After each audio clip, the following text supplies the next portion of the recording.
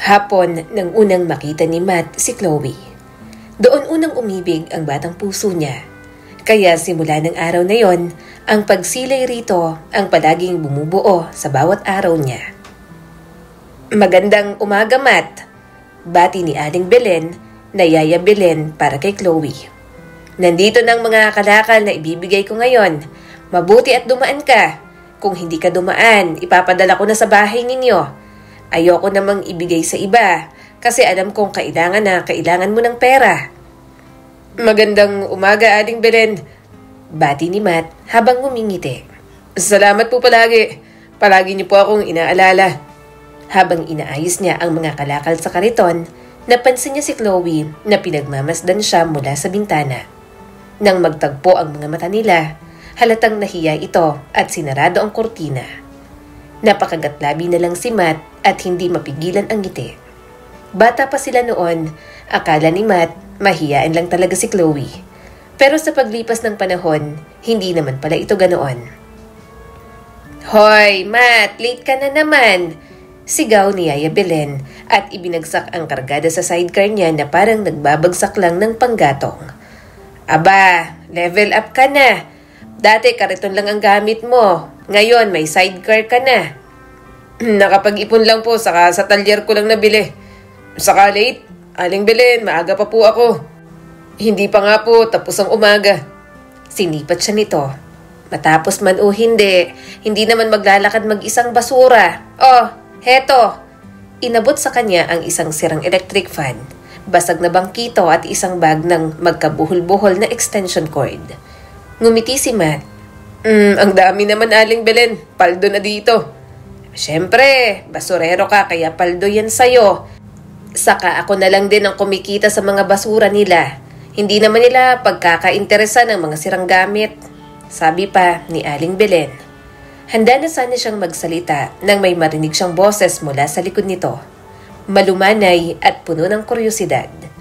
At alam ni Matt na kahit ano ay ipagpapalit niya, marinig lang muli ang boses ni Chloe na ngayon ay dalaga na.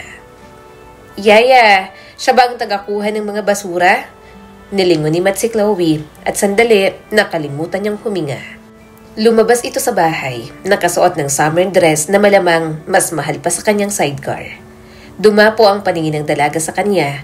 Tinitingnan siya na para bang isang hayop sa wildlife documentary. Matingkad ang mga mata at malayang nakalugay ang buhok na hanggang balikat. Kung hindi siya nagkakamali, 18 na si Chloe. At masaya siya. Masayang-masaya na muli itong makita pagkatapos ng maraming taon. Unang pumasok sa isip ni Matt, delikado na ang puso niya. Delikadong-delikado talaga. Chloe, pumasok ka na. Utos agad ni Yaya Belen. Tinaboy na ito na parang manok. Bakit ka nandito? Nagbabasa ka sa loob, hindi ba? Pero hindi ito nakinig. Anong pangalan mo? Napalunok siya sa tanong na yon dahil yon ang unang beses na nag-usap sila. Matt, ako si Matt. Chloe, sagot naman ito at lumapit hanggang nasa may gate na ito. Isang kamay ang nakahawak sa bakal. Bakit amoy grasa ka at parang lumang papel? Kumurap lang si Matt. Mabaho ba? Pasensya na. Ganito ang amoy ko dahil sa mga kalakal. Bumabango lang ako kapag bagong ligo at pahinga. Mabaho ba? Umiling naman si Chloe at pinagmasdan siya mula ulo hanggang paa. Hindi naman, okay lang, ang hat mo nga. Chloe! Bulalas ni Yaya Belen. Hindi ito Maynila at hindi siya katulad ng mga nakikita mo sa bar ng mga lalaki o ng mga pinsan mong matitipuno. Alam kong matino ka naman alaga ako, pero matino at inosente ang isang to. Basurero pa kaya huwag mo nang pansinin. Tumawa naman si Chloe at napatingin siya sa yaya nito bago sa kanya. What? Totoo naman. Ang hat niya, matipuno. Pinupuri ko lang naman. Masama ba yon, Yaya Belen? Nag-gym ka ba? Sinapo na lang ni Yaya Belen ang noo. Ay nako, mga kabataan talaga ngayon. Tiningnan niya ang dalaga. Hindi na ito ang dating mahiyaing Chloe na sumisilip sa bintana. Mas may confidence na ito at straightforward magsalita. Gayunpaman, nararamdaman niyang mabait pa rin naman ito. Talagang binago lang siguro ng panahon, paligid at mga bagay na nararanasan. Dahil kahit si Matt, Binago na rin naman ng lahat ng iyon. Wala na ang kanyang ama, hanggang high school lamang ang kanyang natapos. Na-stuck na lang din siya sa pagiging mangangalakal. Siya na rin ang nagpapasok ng pera sa bahay nila. Kapag walang kita, wala silang kakainin. Magugutom ang kanyang kapatid at mawawala ng pambili ng gamot ang kanyang ina. Nag-gym ka ba? Tanong pa ni Chloe. Ang ganda kasi ng muscles mo. Hindi naman, batak lang sa trabaho at pagbubuhat ng mga mabibigat na bagay. Sabi ni Matt at tila siya na ang nahihiya sa pagkakataong yon. Umirap si Yaya Belen. Ay nako, Chloe, tigilan mo yung satsat. Hindi ka pwedeng makipaglandian kay Matt. Hindi siya katulad ng mga manliligaw mo sa Maynila. Kapag nahuli ka ng mami mo, gusto ko lang malaman kung anong ginagawa niya sa mga kalat. Singit ni Chloe habang nakatingin pa rin sa kanya. Binebenta mo? Kinakalas tapos binebenta. Minsan inaayos ko, minsan nakakatagpo ako ng kayamanan. What do you mean kayamanan? Basura ng mga yan? Taas kilay nitong tanong. Basura ng iba. Tinuro niya ang sidecar. Para sa inyong mayayaman, basura ang mga to. Pero sa katulad kong mahirap, kayamanan ito. Dito ako kumikita ng pera. Nagtitiis sa mga bagay na maayos pa. Natawa naman ito, pero hindi yon ang tawa na nagmamaliit.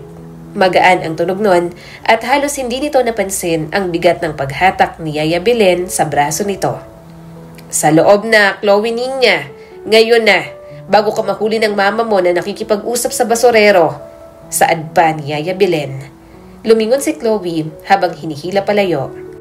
Kita tayo sa susunod na araw, Matt. Bibigyan kita ng maraming basurang mapapakinabangan mo. Hindi na umaasa roon si Matt. Para kasing niloloko lang siya ng dalaga. Walang magawa sa buhay, kaya siya ang napagtripan. Subalit nang pauwi na si Matt, napansin niyang nakangiti siya na parang ewan. Gusto niya ang kung anumang pagbabagong nakita niya kay Chloe. Hindi ito maarte at isnaberang inaasahan niya. Ibang-iba ito kahit na matagal na namalagi sa syudad.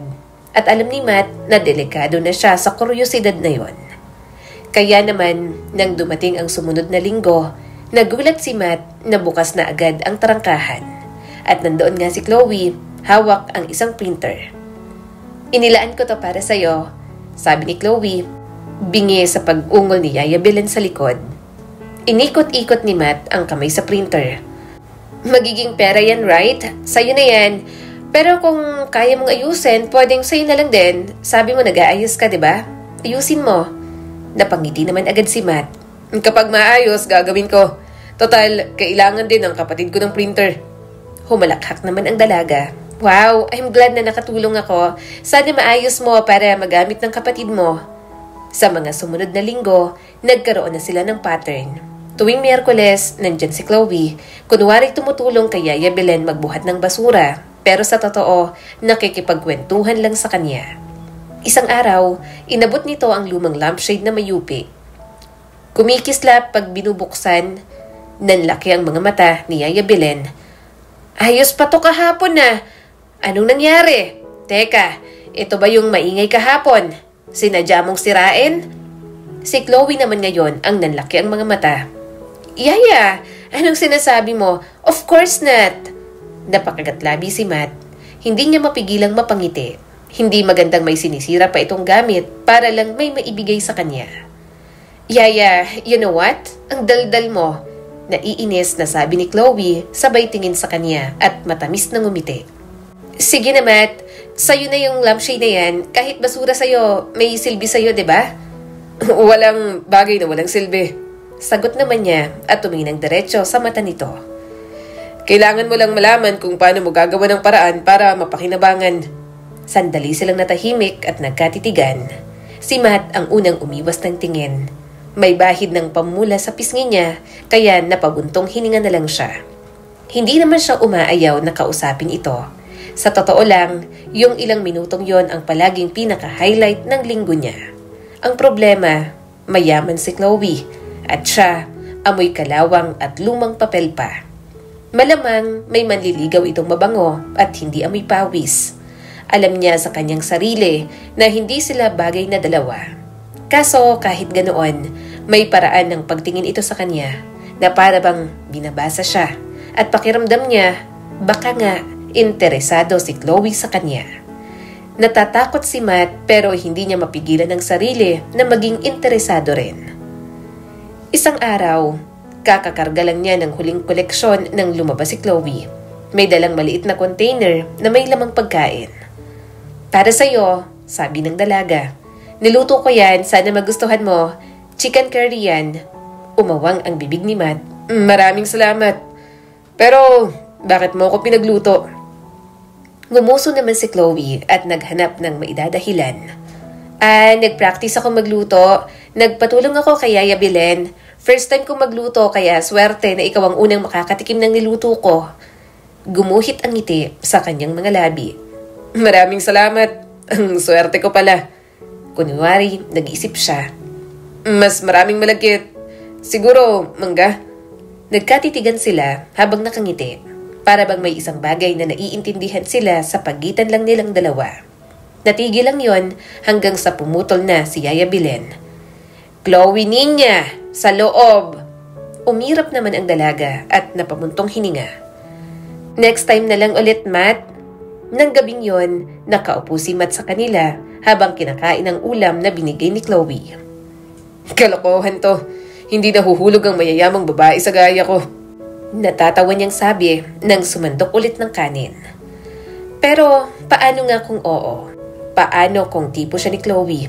Iniisip niya palang nagwawala na ang buong sistema ni Matt. Bakit pangiti-ngiti ka, anak? Tanong ng kanyang ina. Umiling naman siya kaagad. May naalala lang po akong nakakatawa. Bakit gising pa po kayo? Huminga ng malalim ang nanay niya. Hindi lang makatulog, masama ang pakiramdam ko pero kaunti lang naman. Bumaha agad ang pag-aalala sa kanya. Nay, kapag may masakit po sa inyo, magsabi po kayo agad sa akin. Tumango naman ito at bahagyang umiti. Huwag kang mag-alala, anak. Kinakaya ko pa naman. Huminga ng malalim si Matt.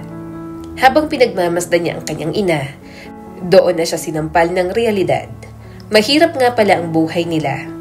May mga pinag-aaral pa siyang mga kapatid at may sakit ang kanyang ina. Parang walang lugar ang magmahal. Pero paano niya gagawin yon kung paunti-unting nahuhulog ang puso niya kay Chloe?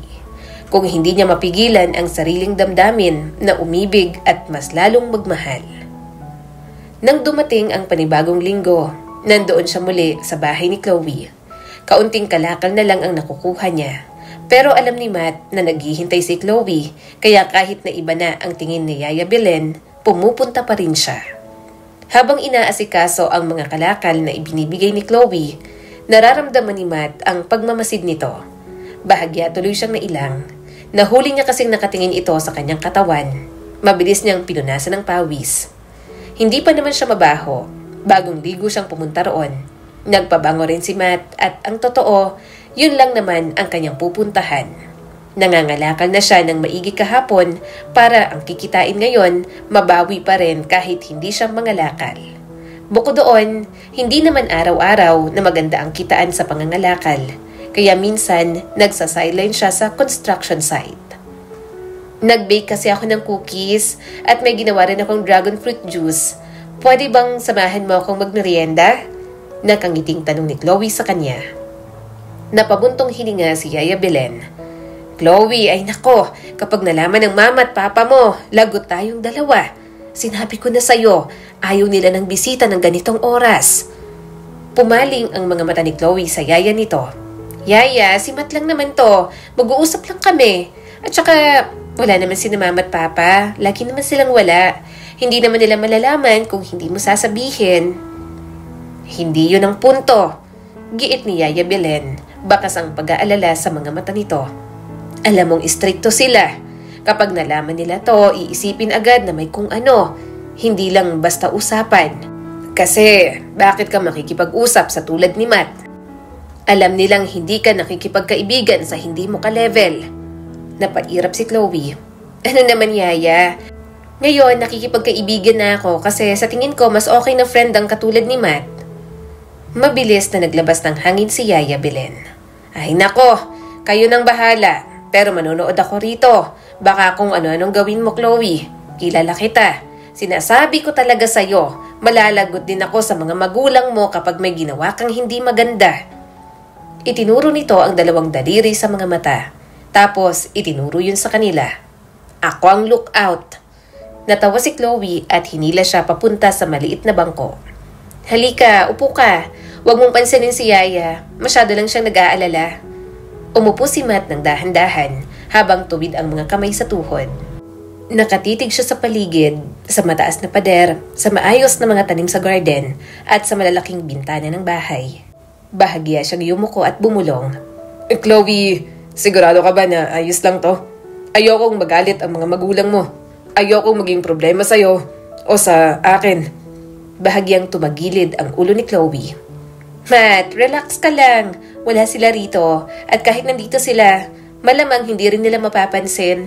Palagi namang wala silang oras para sa akin. Kumunot pa rin ang kanyang noo. Pero paano kung... Walang paano kung... Putol ni Chloe, marahan. Inibita kita kasi gusto kong makipag-usap. Yun lang, usap lang naman. Gusto kitang makilala pa, Matt. Hindi agad nakapagsalita si Matt. Kahit na nakangiti ang dalaga, nakikita niya ang lungkot doon. Kaya kahit nag-aalinlangan pa siya, nanatili pa rin siya sa tabi nito ng ilang sandali.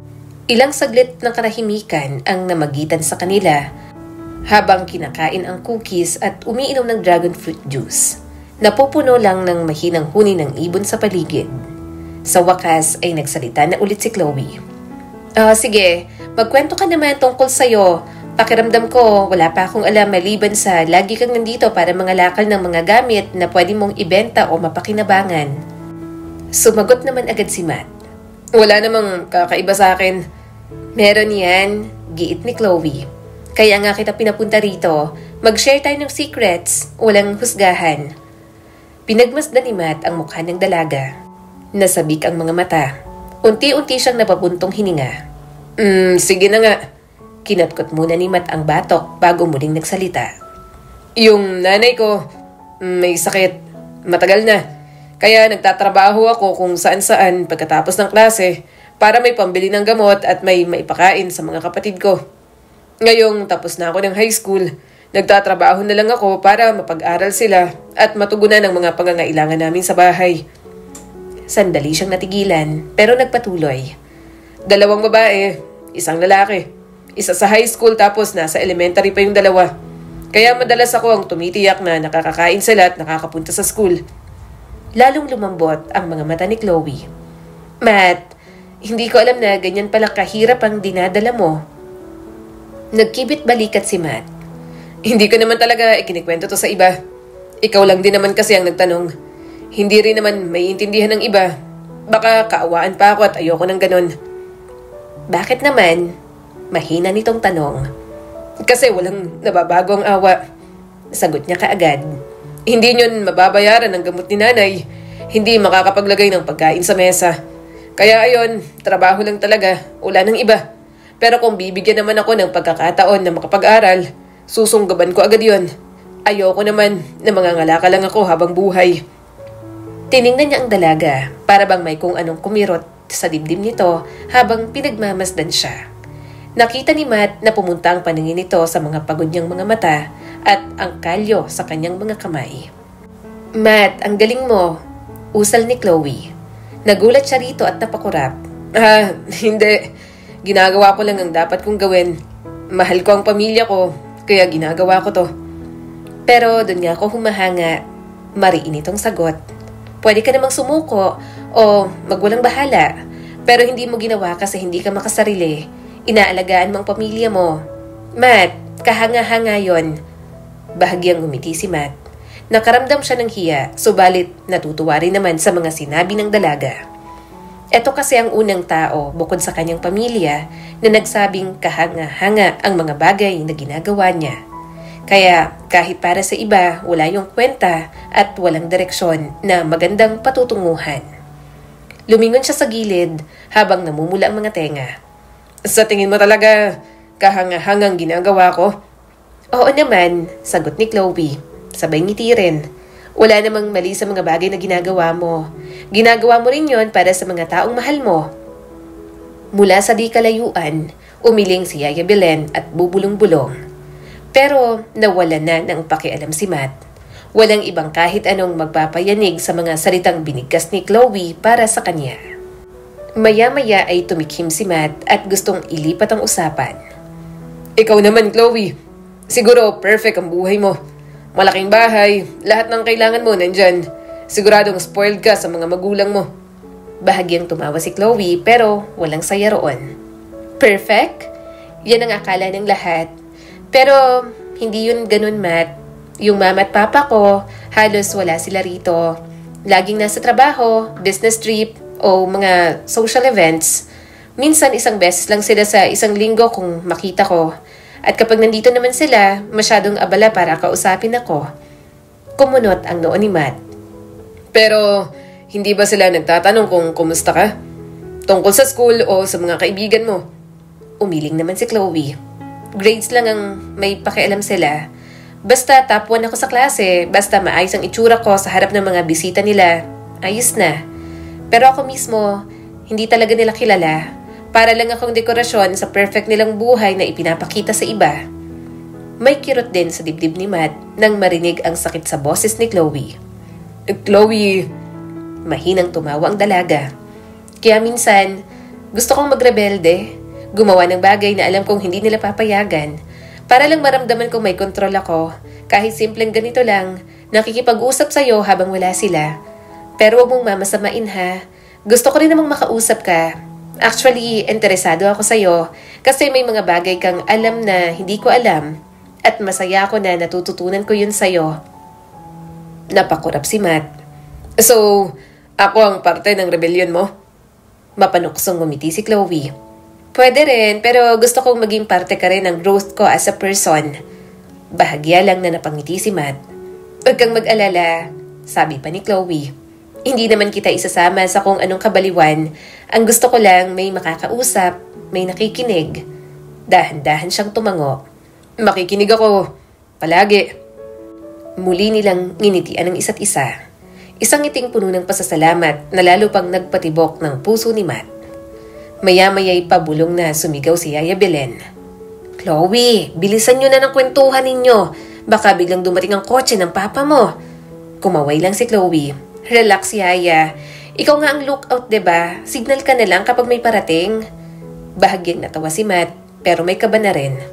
Tama si Aling Belen. Kapag nakita ko ng tatay mo, hindi niya makikita. Putol ni Chloe. Banayad pero tiyak ang boses. Maniwala ka. Alam kong dating nila. Saka ano naman kung dumating sila, wala naman tayong ginagawang masama. Pero hindi pa rin mapawi ang kaba kay Matt. Hindi siya natatakot para sa sarili, pero para kay Chloe. Ayaw niyang mapagalitan ito nang dahil sa kanya. Lumipas ang oras na parang hindi nila namalayan. Nagpalitan pa sila ng ibang mga kwento, paboritong alaala noong bata, pangarap sa hinaharap, at mga kalokohan sa school. Ilang oras din ang inabot ng kanilang pag-uusap. Alam mo ba, iba ka sa lahat ng nakilala ko. Totoo kang nagmamalasakit, hindi ka nagpapanggap. Nakangiting sabi ni Chloe. Nagulat si Matt sa sinabi nito. Pasensya na, feeling close ba? Hindi naman, gusto ko nga na feeling close ka kasi it means komportable ka na sa akin. Mahina niyang sagot. Lumampas na sa 10:00 ang orasan. Pumalakpak ng marahan si Yaya at talagang lumapit na sa kanila. Tama na, pauwiin mo na siya.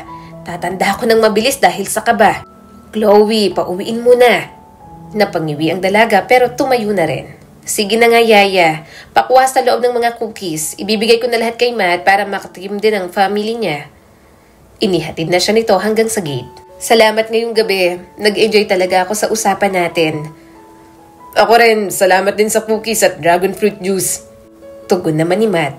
At habang kinukuha ni Yaya Belen ng cookies, sinamantala ni Chloe ang pagkakataon. Mabilis itong lumapit at humalik sa pisngi ni Matt. Umawang ang bibig ng binata habang nandalaki ang mga mata. Chloe!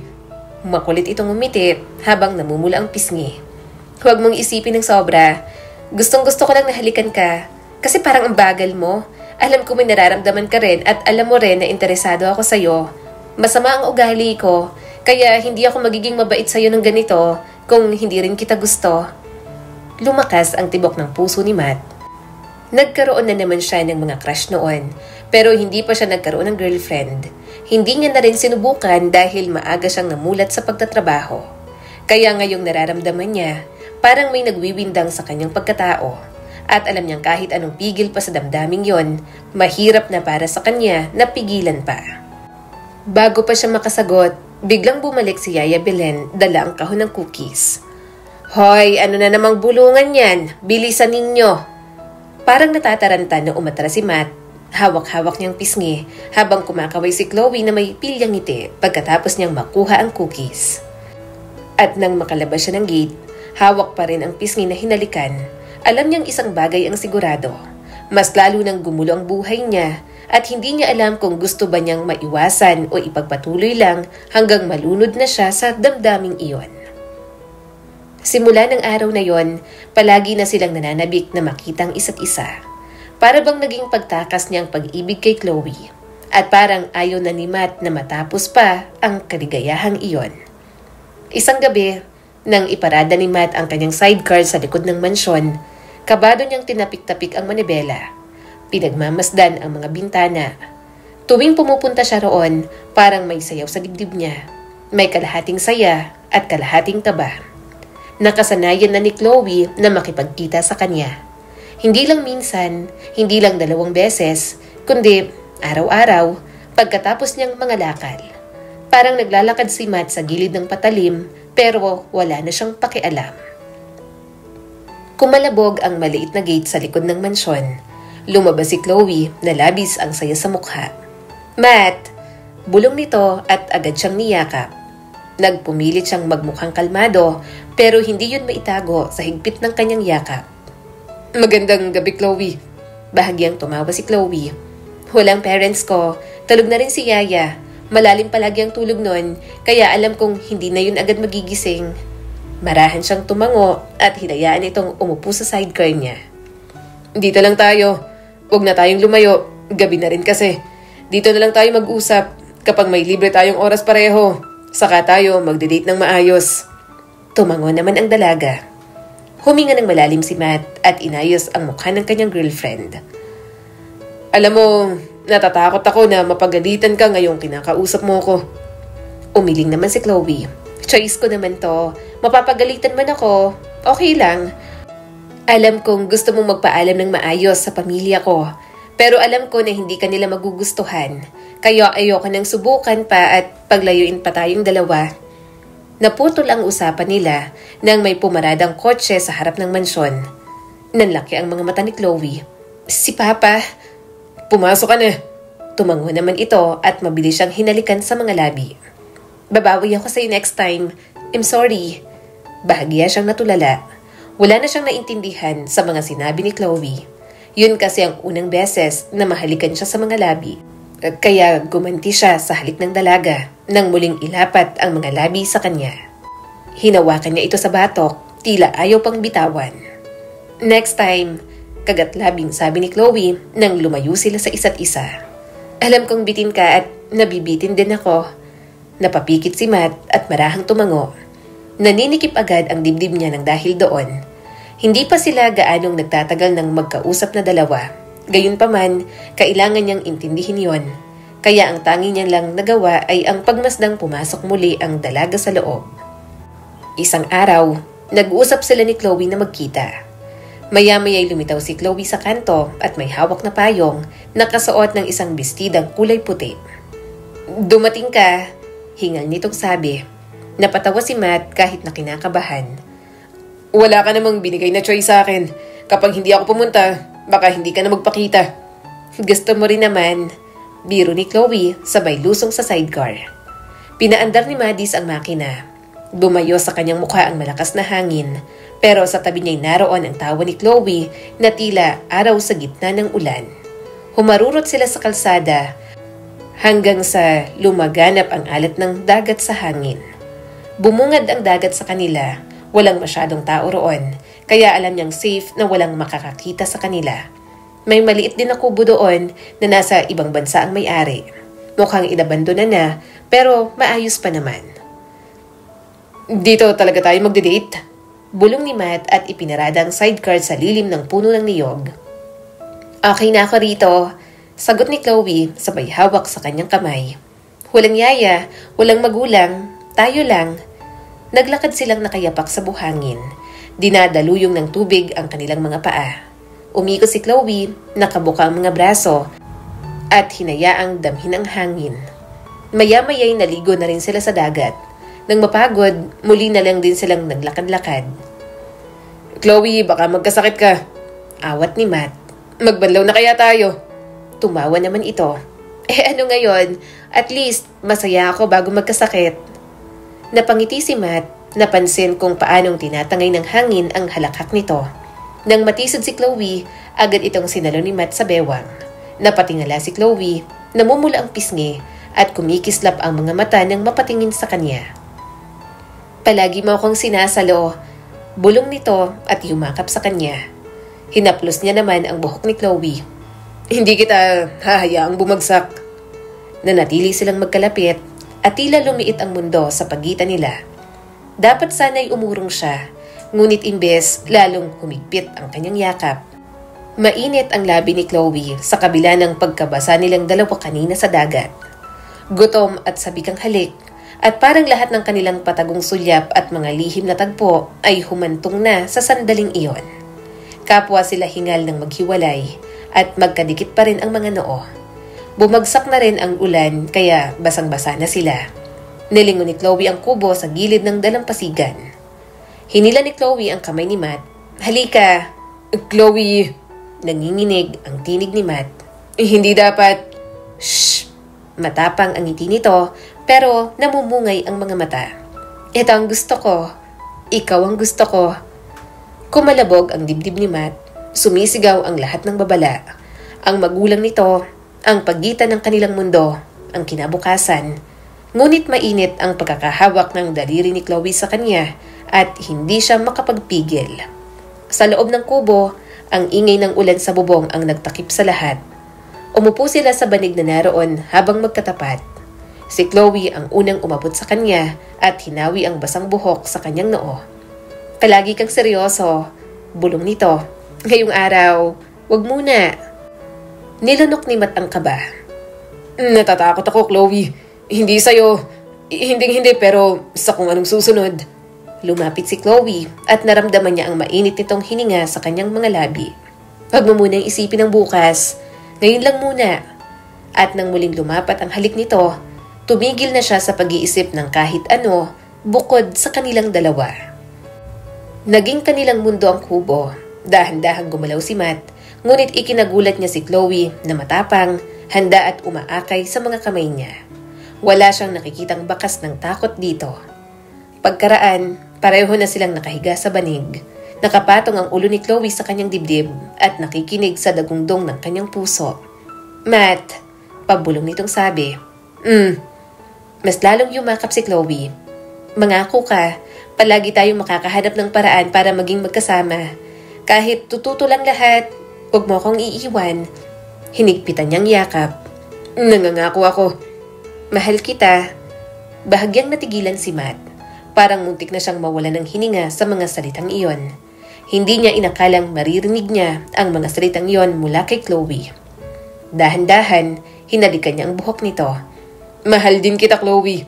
Higit sa lahat. Ngunit ang tagpong yon, mas magdudulot ng mga komplikadong bagay para sa relasyon nilang dalawa. Lumipas ang mga linggo, mas naging delikado ang kanilang mga tagpo. Ngunit lalong naging matamis. Bawat haplos, bawat halik, may dalang alaala ng maulang hapon sa kubo. Hanggang isang umaga, muli silang nagtagpo. At sa pagkakataong yon, may dalang balita ang dalaga para sa kanya. Chloe, may problema ba? Tanong ni Matt. Napakagatlabi si Chloe habang pinipigilan ang mga luha. Matt, may sasabihin ako. Nakakatakot ka. Ano yun? Tumingin si Chloe sa kanya. Delay ako, kaya bumili ako ng pregnancy test kanina. Sa tingin ko, buntis ako, Matt. Sandaling katahimikan ang namayani sa pagitan nila. Parang tumigil ang mundo para kay Matt. Hindi niya alam kung anong sasabihin, Pero sa unang beses, nakita niya ang takot sa mukha ni Chloe. Kaya alam niya sa sarili na hindi siya pwedeng matakot sa bagay na yon. Nanginginig ang mga labi ni Chloe. Pasensya ka na, Matt. Hindi ko sinasadya. Alam kong sa ating dalawa, ako ang mas mapusok, kaya ako dapat ang mas naging maingat sa katawan ko. Mahal na mahalang kasi talaga kita. Hinawakan ni Matt ang kamay nito. Huwag kang humingi ng sorry. Chloe, kung ano man ang nangyari sa atin, ginusto ko rin naman yun. Natataranta ako. Natatakot din pero sabay natin tong haharapin. Hindi kita iiwan. Napakurap si Chloe at nagulat sa kanya. Hindi ka galit? Hindi mo ko tatakbuhan? Galit? Umiling si Matt habang nalalabo ang mata. Chloe, binibigyan mo ako ng pamilya. Anak natin ang ipinagbubuntis mo. Natatakot ako. Oo, pero gusto ko to. Gusto kita. Tumulo ang luha ni Chloe. Matt, niyakap ni Matt ng mahigpit ang kanyang girlfriend. Mahanap tayo ng paraan. Hindi ko pa alam kung paano pero magagawa natin. Tayong dalawa at ang ating anak. Nakahinga ng maluwag si Chloe. Gayunpaman, hindi na mapakali si Matt. Sigurado siyang gusto niyang ipaglaban ang kanyang mag-ina. Pero seryosong usapan na ang nangyari. At hindi niya batid kung kaya niya bang panindigan yon hanggang dulo. Chloe! Sigaw ng isang babae na nagpatigil sa yakapan nilang dalawa. Anong ibig sabihin nito? Namutla ang mukha ni Chloe. Mama! Chloe! Halata ang galit sa tinig ng mama ng dalaga. Anong ginagawa mo kasama niya? Nagsalita naman si Chloe. Nag-uusap lang po kami. Usap? Umalingaw-ngaw ang tinig ng ama nito at puno ng pangungutya. Yan ba ang tawag mo sa palihim na pakikipagtagpo sa likod namin? Kasamang ang lalaking to? Nanindigan si Matt kahit napupuno ng takot ang loob niya. Sir, hindi ko. Tumahimik ka! Sigaw ng ama ni Chloe. Akala mo ba hindi ko alam ang mga katulad mo? Mahirap na binatang kunwari disente pero ang totoo, isa ka lang gold digger. Uminit ang dugo ni Matt. Hindi po yan. Huwag mo akong makontra. Umusad ang ama ni Chloe at tinuro siya ng mariin. Akala mo ba makakasingit ka sa pamilya ko? Sa buhay ng anak ko? Inakit mo ang anak ko kasi alam mong mayaman. Hindi mo magagawa yon. Dadaan ka muna sa ibabaw ng bangkay ko. Papa, tama na. Iyak ni Chloe at humarang sa pagitan nila. Hindi ganun si Matt. Itinulak siya ng ama nito at ramdam na ramdam ni Matt ang galit ng tatay ni Chloe. Pinapakain mo siya ng kasinungalingan, hindi ba? Mga pangakong hindi mo kayang tuparin. May pagmamalaki ka ba? Paano nagkaroon ka ng lakas ng loob na tumuntong sa bahay ko, sa bakura namin, at pumasok sa buhay ng anak ko?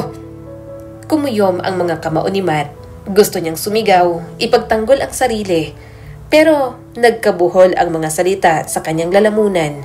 Ang tanging dala niya ay ang kanyang katotohanan.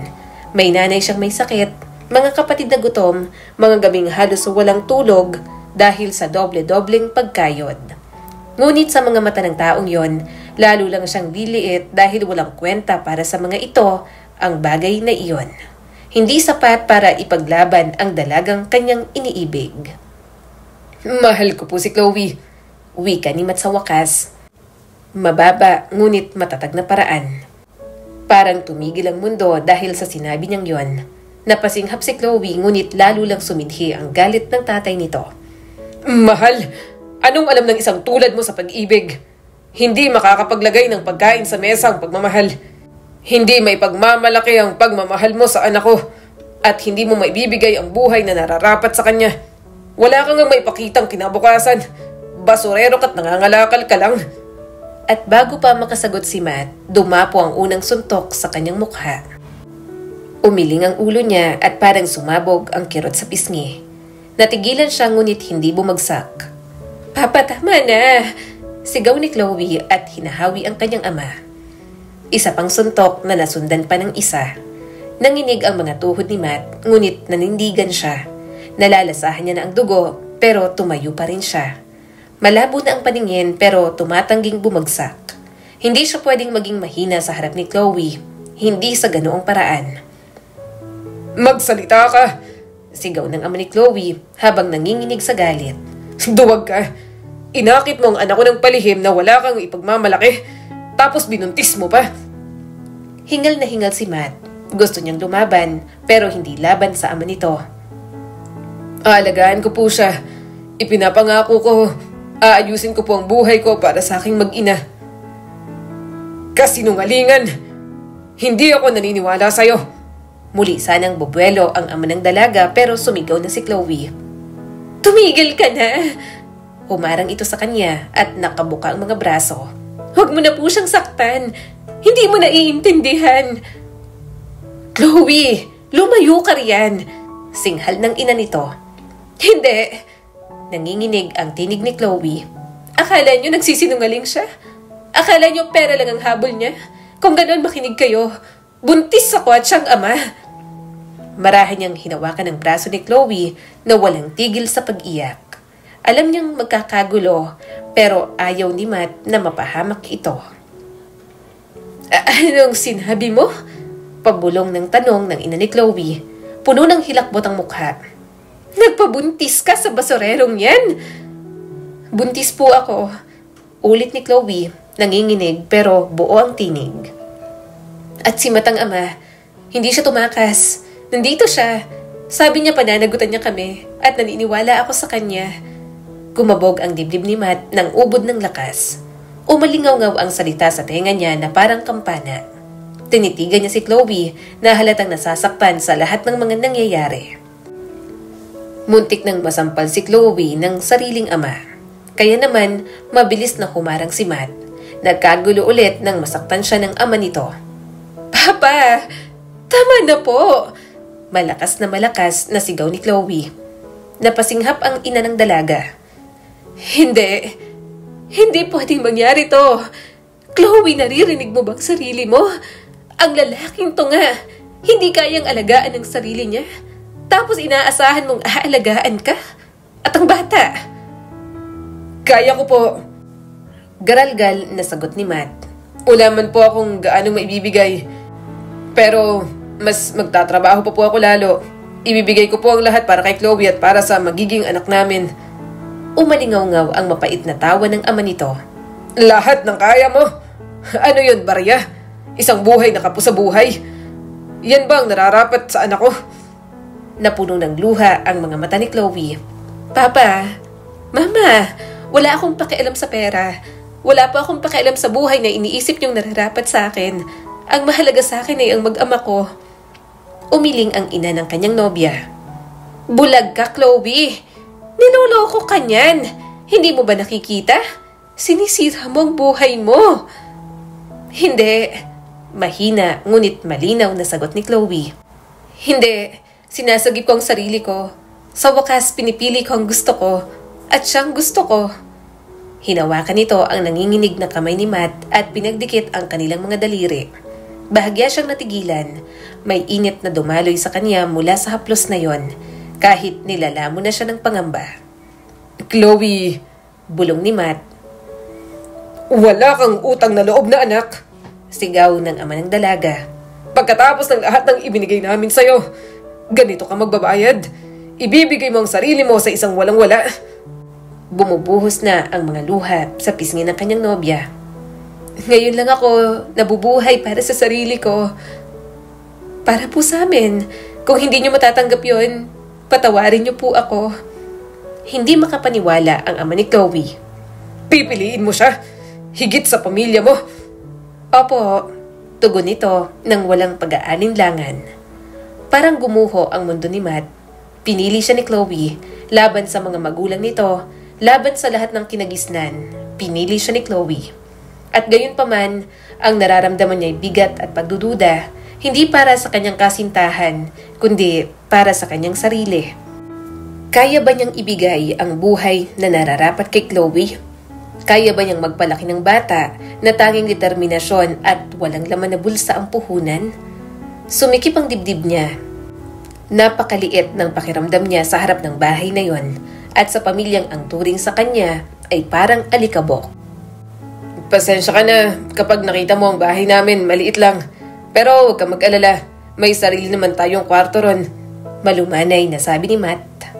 Mabilis ang lakad ni Matt habang mahigpit na hawak ang kamay ni Chloe. Binalot sila ng gabi at mabigat na katahimikan.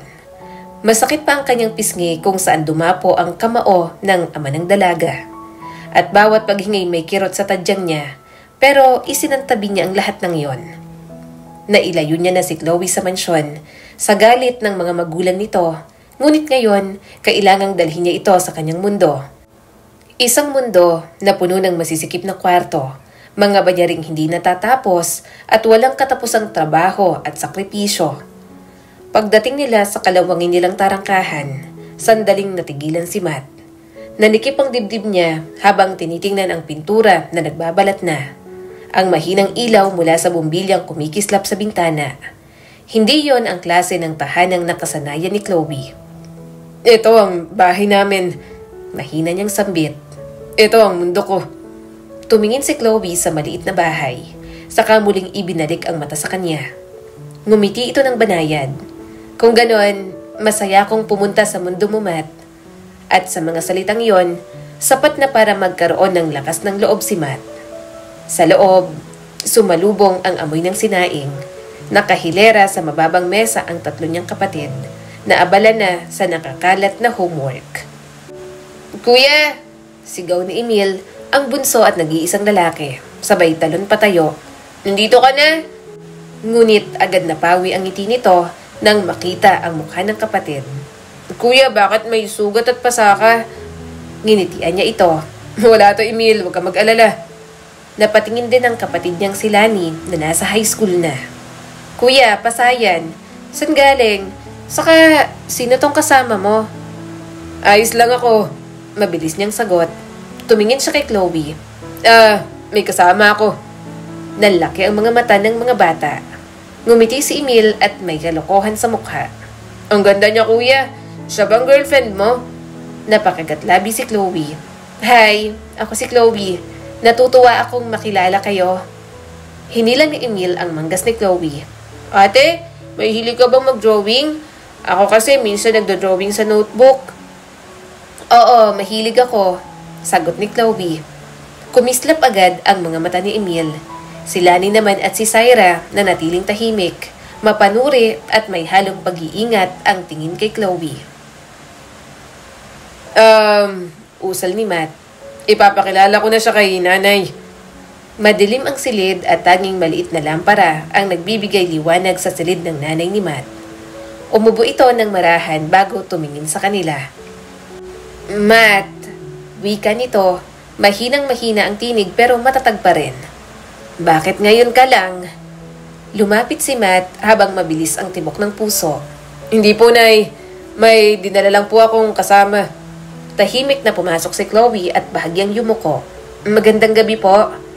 Agad na namataan ng kanyang ina ang mga pasa sa mukha ni Matt. Napahinto ito, napaupo ng tuwid kahit nang hihina. Anak, anong nangyari? Sino ang nanakit sa'yo? Tumingin siya sa sahig. Wala po, Nay. Kaya ko. Wala, halatang maga ang mukha mo. Nabasag ang tinig ng kanyang nanay na may halong galit at pag-aalala. Saka nito nilingon si Chloe. Sino ba tong kasama mo? Nilunok ni Matt ang kaba. Siya po si Chloe. Girlfriend ko po siya. Kumunot ang noo ng kanyang ina. Girlfriend at sa itsura niya hindi siya taga rito. Anak mayaman ba siya? Opo, Nay. Halos pabulong niyang sagot. Bumaha ang gulat sa mga mata nito. At, yung mga pasamo, galing ba sa pamilya niya? Hindi siya makasagot pero sumingit naman si Chloe. Si papa ko po, I'm sorry, nalaman niya po ang tungkol sa amin. Hindi niya pa po natanggap na buntis po ako. Matagal na tinitigan sila ng kanyang ina. Wala itong imik at parang hindi rin alam kung ano ang sasabihin. Pagkaraan ng ilang sandali, bumuntong hininga ito. Bakit nagawa mo to, anak? Hindi mo alam kung gaano kabigat ang responsibilidad na pinapasok mo ngayon. Napayuko si Matt, halos mawasak ang dibdib sa hiya. Patawarin mo po ako, Nay. Alam kong hindi ito ang pangarap mo para sa akin, para sa atin. Pero nangyari na. Pananagutan ko pong mag-ina ko. Magtatrabaho po ako ng mas doble. Sisiguraduhin ko pong maayos tayong lahat. Kumislap ang luha ng kanyang ina. Pero kaya mo ba? Halos mabali ng katawan mo kakatrabaho para pakainin kami. Para pag-aralin ang mga kapatid mo. Para maibili mo ko ng gamot na kailangan ko. Tapos ngayon, magdadagdag ka pa ng pasanin. Kakayanin mo ba? Bawat salita, parang suntok na naman sa kanya. Umiling ang kanyang ina. Hindi na mababawi. Kaya dapat ay handa ka na. Handa sa bawat na mabibigat na araw na dadalhin mo. Kasi hindi ito magiging madali, anak. Bumagsak sa katahimikan ang tinig ni Chloe. Tita, alam ko pong hindi ako sanay sa ganitong buhay. Pero nangangako po ako, hindi ako magrereklamo. Matututo po ako, tutulong po ako. Kakampi po ako ni Matt sa lahat. Sisikapin ko pong hindi maging pabigat. Hinawakan niya muli ang kamay ng kanyang girlfriend. Matatag ang loob ni Chloe. Nakakakita man siya ng kaba at paninibago, nararamdaman niyang hinahanda na ng dalaga ang sarili para sa buhay na nakaabang sa kanilang dalawa. Nang magpahinga na sila, nakahiga si Matt katabi ang kanyang girlfriend. Ceiling fan lang ang mayroon at mainit ang panahon, kaya pinapaypayan niya pa ito. Pasensya ka na. Bibili ako ng isa pang electric fan bukas. Alam kong sanay ka sa may aircon. Mahinang sabi ni Matt. Bahagya itong umiti. Kinuha ang pamaypay at siya naman ang pinaypayan. Okay lang naman. Kahit na medyo malamok lang. Napakagatlabi si Matt. Sorry, bibili ako ng kulambu bukas. Hinaplos ni Chloe ang kanyang mukha habang titig na titig sa kanya. Alam kong padalos-dalos ang mga desisyon natin, pero ngayon lang ako nagmahal ng ganito.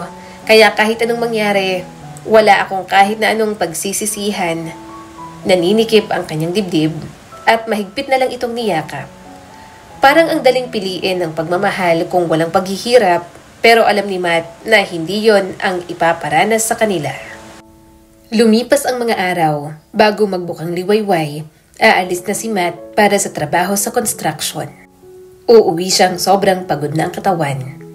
Tumatanggap na rin siya ng mga ekstrang racket.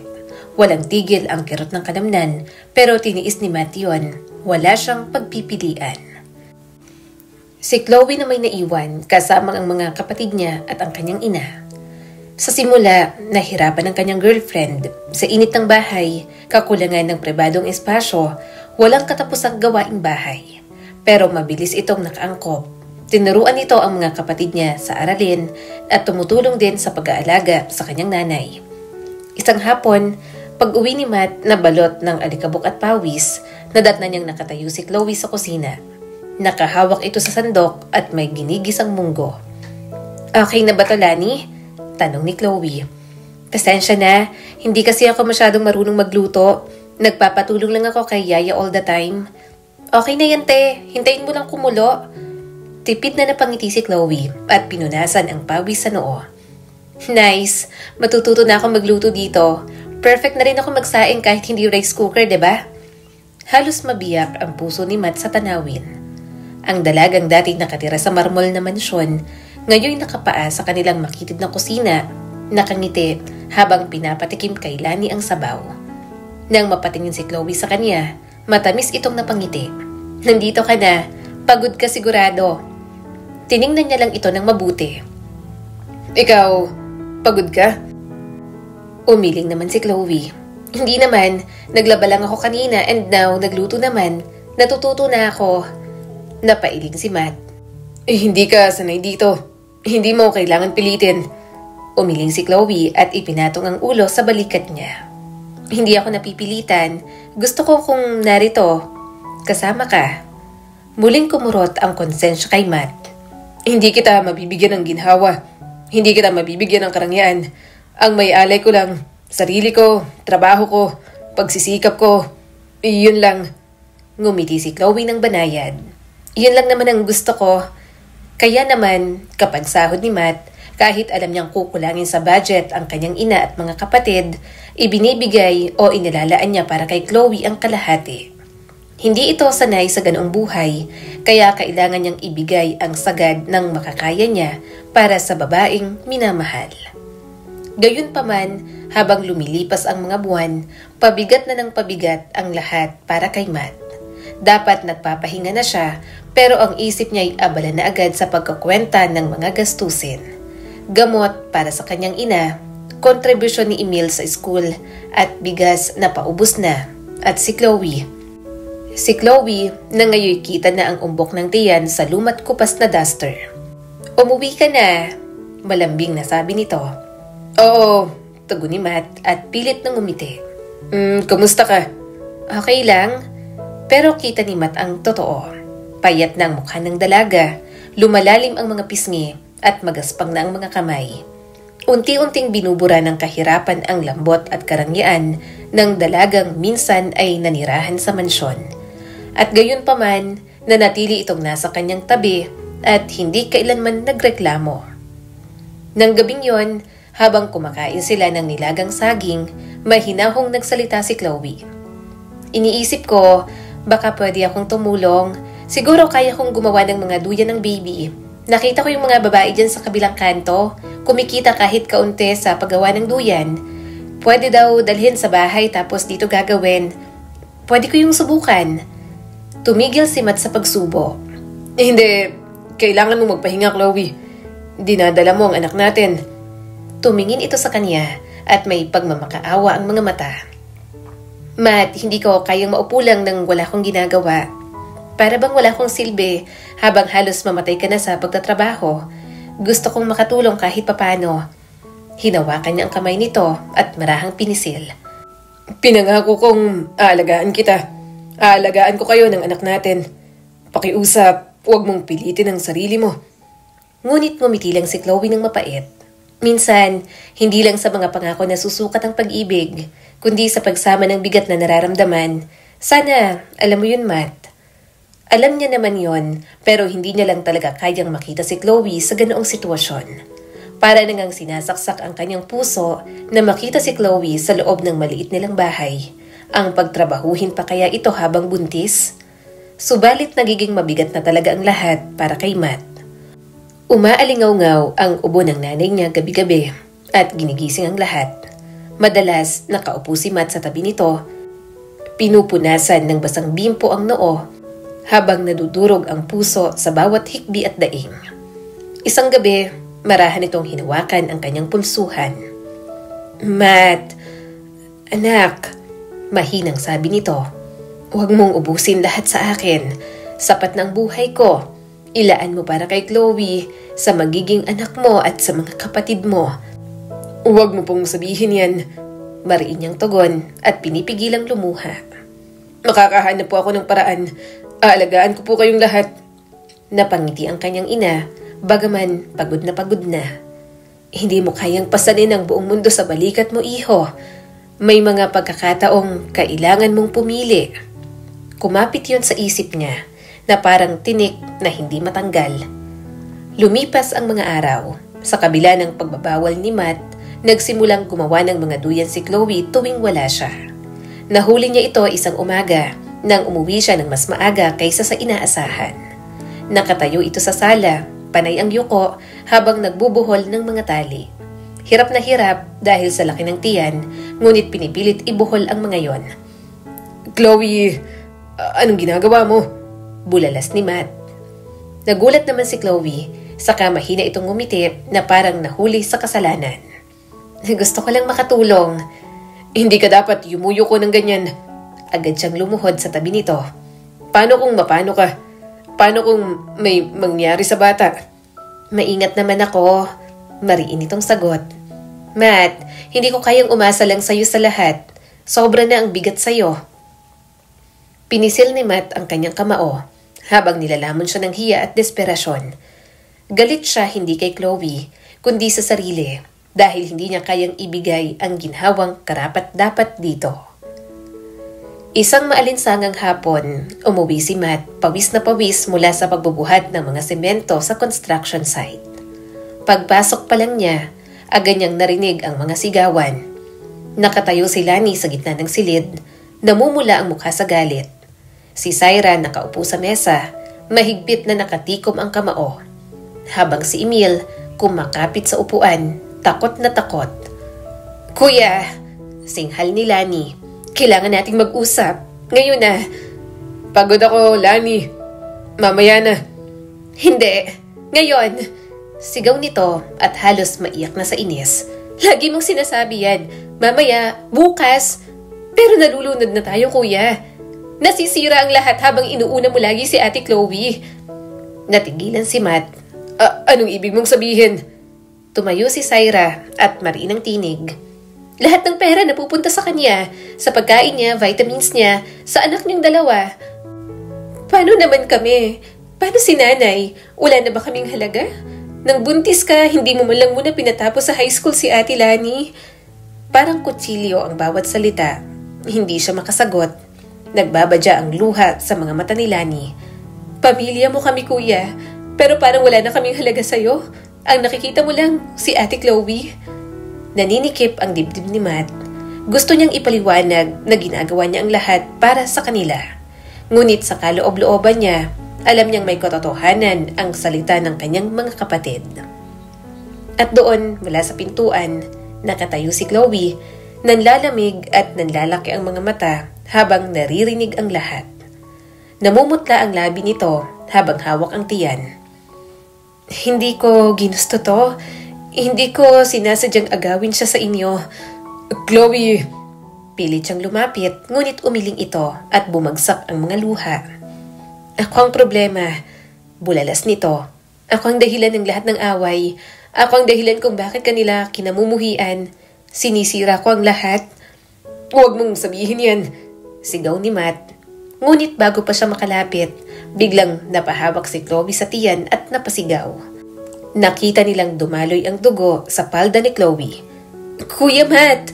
Sigaw ni Lani habang nanginginig sa takot. Dinudugo si Ate Chloe. Nagdilim ang paligid ni Matt habang karga niya si Chloe. Tumatakbo na siya papuntang tricycle. Nanghihina ang kanyang mga binti pero ang isip niya ay nakatuon lang sa maputlang mukha ni Chloe at ang panginginig ng katawan nito. Sa ospital, agad itong kinuha ng mga nurse, hinila palayo sa emergency room. Kumapit siya sa kamay ni Chloe hanggang sa huli. Pakiusap! Sigaw niya. Iligtas niyo sila, si Chloe at ang anak namin. Iniwan siyang mag-isa sa pasilyo. Parang mababaliw siya habang naglalakad paikot at nanginginig ang mga kamay. Bawat segundo'y parang kutsilyong tumatagos sa kanyang dibdib. Tinakpan niyang mukha at humagulgol nang hindi niya mapigilan. Sa unang pagkakataon, inamin niya sa sarili. Hindi niya kayang sagipin ang lahat. Nang lumabas ang doktor, muntik na siyang matumba. Stable na siya ngayon, wika nito. Ngunit delikado ang pagbubuntis. Kailangan niyang magpahinga, pisikal at emosyonal. Kaunting stress lang maaring malaglag ang bata. Bumagsak si Matt sa pader. Humihingal, hindi malaman kung matutuwa o manlulumo sa mga narinig mula sa doktor. Sa silid ng ospital, nakahiga si Chloe, maputla, mahina, at nakapatong ang kamay sa tiyan. Nang pumasok si Matt, lumingon ito ng luhaan sa kanya. Pasensya na, mahina nitong sabi. Hindi ko dapat pinilit. Hindi ko dapat inistress ang sarili ko. Kasalanan ko to. Lumuhod si Matt sa tabi ng kama habang mahigpit na hinawakan ang kamay nito. Bumagsak ang mga luha niya. Hindi, huwag mong sisihin ang sarili mo. Ako ang may kasalanan. Ako ang bumigo sa'yo sa lahat. Akala ko kaya kong pasanin ang lahat, pero hindi ko pala kaya. Hindi ako sapat. Mahina itong umiti at marahang pinisil ang kanyang kamay. Hindi mo kailangang mag-isa, Matt. Sabay nating dadalhin ng bigat. Kahit mahirap, kahit masakit, babangon tayo ulit. Huwag mo lang kaming bibitiwan. Tumagos sa kanya ang mga salita. Inilapit niya ang kanyang mukha sa kamay nito at mahinang humahagulgol. Nang gabing yon, habang nakaupo sa tabi ng kama, tinitigan ni Matt si Chloe. Mahina, pagod, ngunit nananatiling pinipili siyang mahalin sa kahit anong hirap na maranasan nito sa kanyang piling. Naisip niya ang mga kapatid, ang nanay niya, ang bigat ng kanyang pasan. Doon niya napagtanto na hindi niya kayang maging lahat para sa lahat.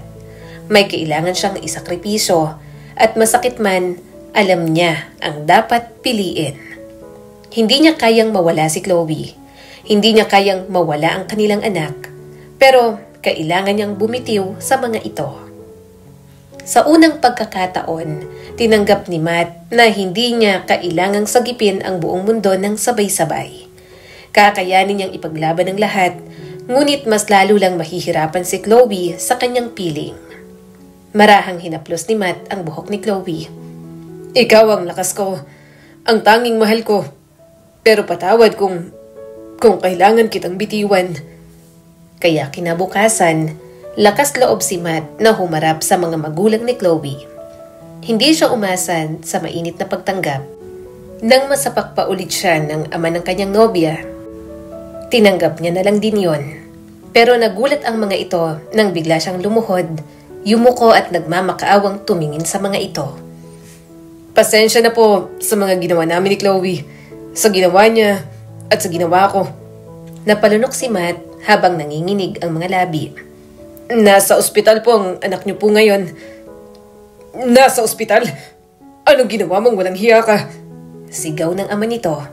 Mariin siyang pumikit. Gusto ko na pong ibalik siya sa inyo. Inaamin ko pong hindi ko po siya kaya. Hindi ko po kayang ibigay ang buhay na nararapat para sa kanya. Sorry po. Sinuntok pa siya ng ama ni Chloe. Duwag ka't walang kwenta. Wala kang silbi sa anak ko. Tumulo ang isang butil ng luha sa mata ni Matt. Para na siyang namamanhid sa lahat ng sakit. Ayaw niyang bitiwan si Chloe. Pero kailangan niyang gawin yon para sa kapakanan ng kanyang mag-ina. Wala na rin siyang maibabayad sa ospital. May sakit ang kanyang ina na malala na. Nag-iiyakan na ang mga kapatid niyang pinag-aaral niya.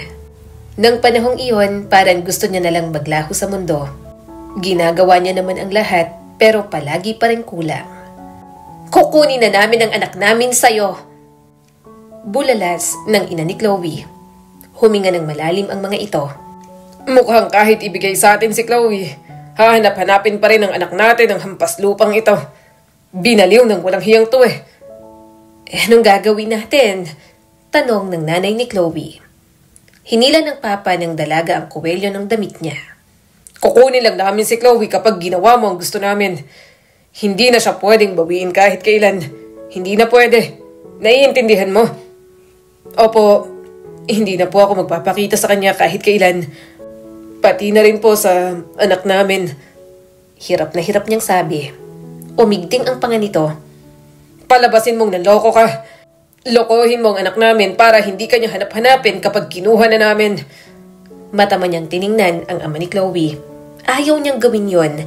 Gusto niyang tumutol, pero kung hindi niya yun gagawin, hindi kukunin ng mga ito ang kanyang mag-ina.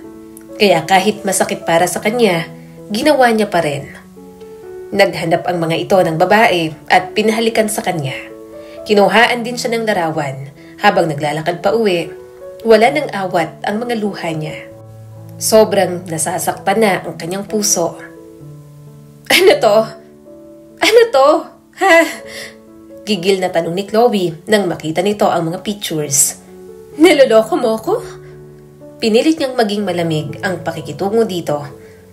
Oo, nagsasawa na kasi ako sa'yo. Ano? Tumalikod si Matt at kunwari abala sa ginagawa niya.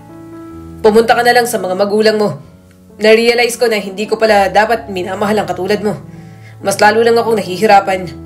Matt! Sigaw nito habang lumuluha. Ano bang sinasabi mo? Ang sinasabi ko, umalis ka na rito sa bahay. Pagod na akong dalhin ka. Doon ka na sa inyo. Kalimutan mo na ako. Umiiyak na si Chloe.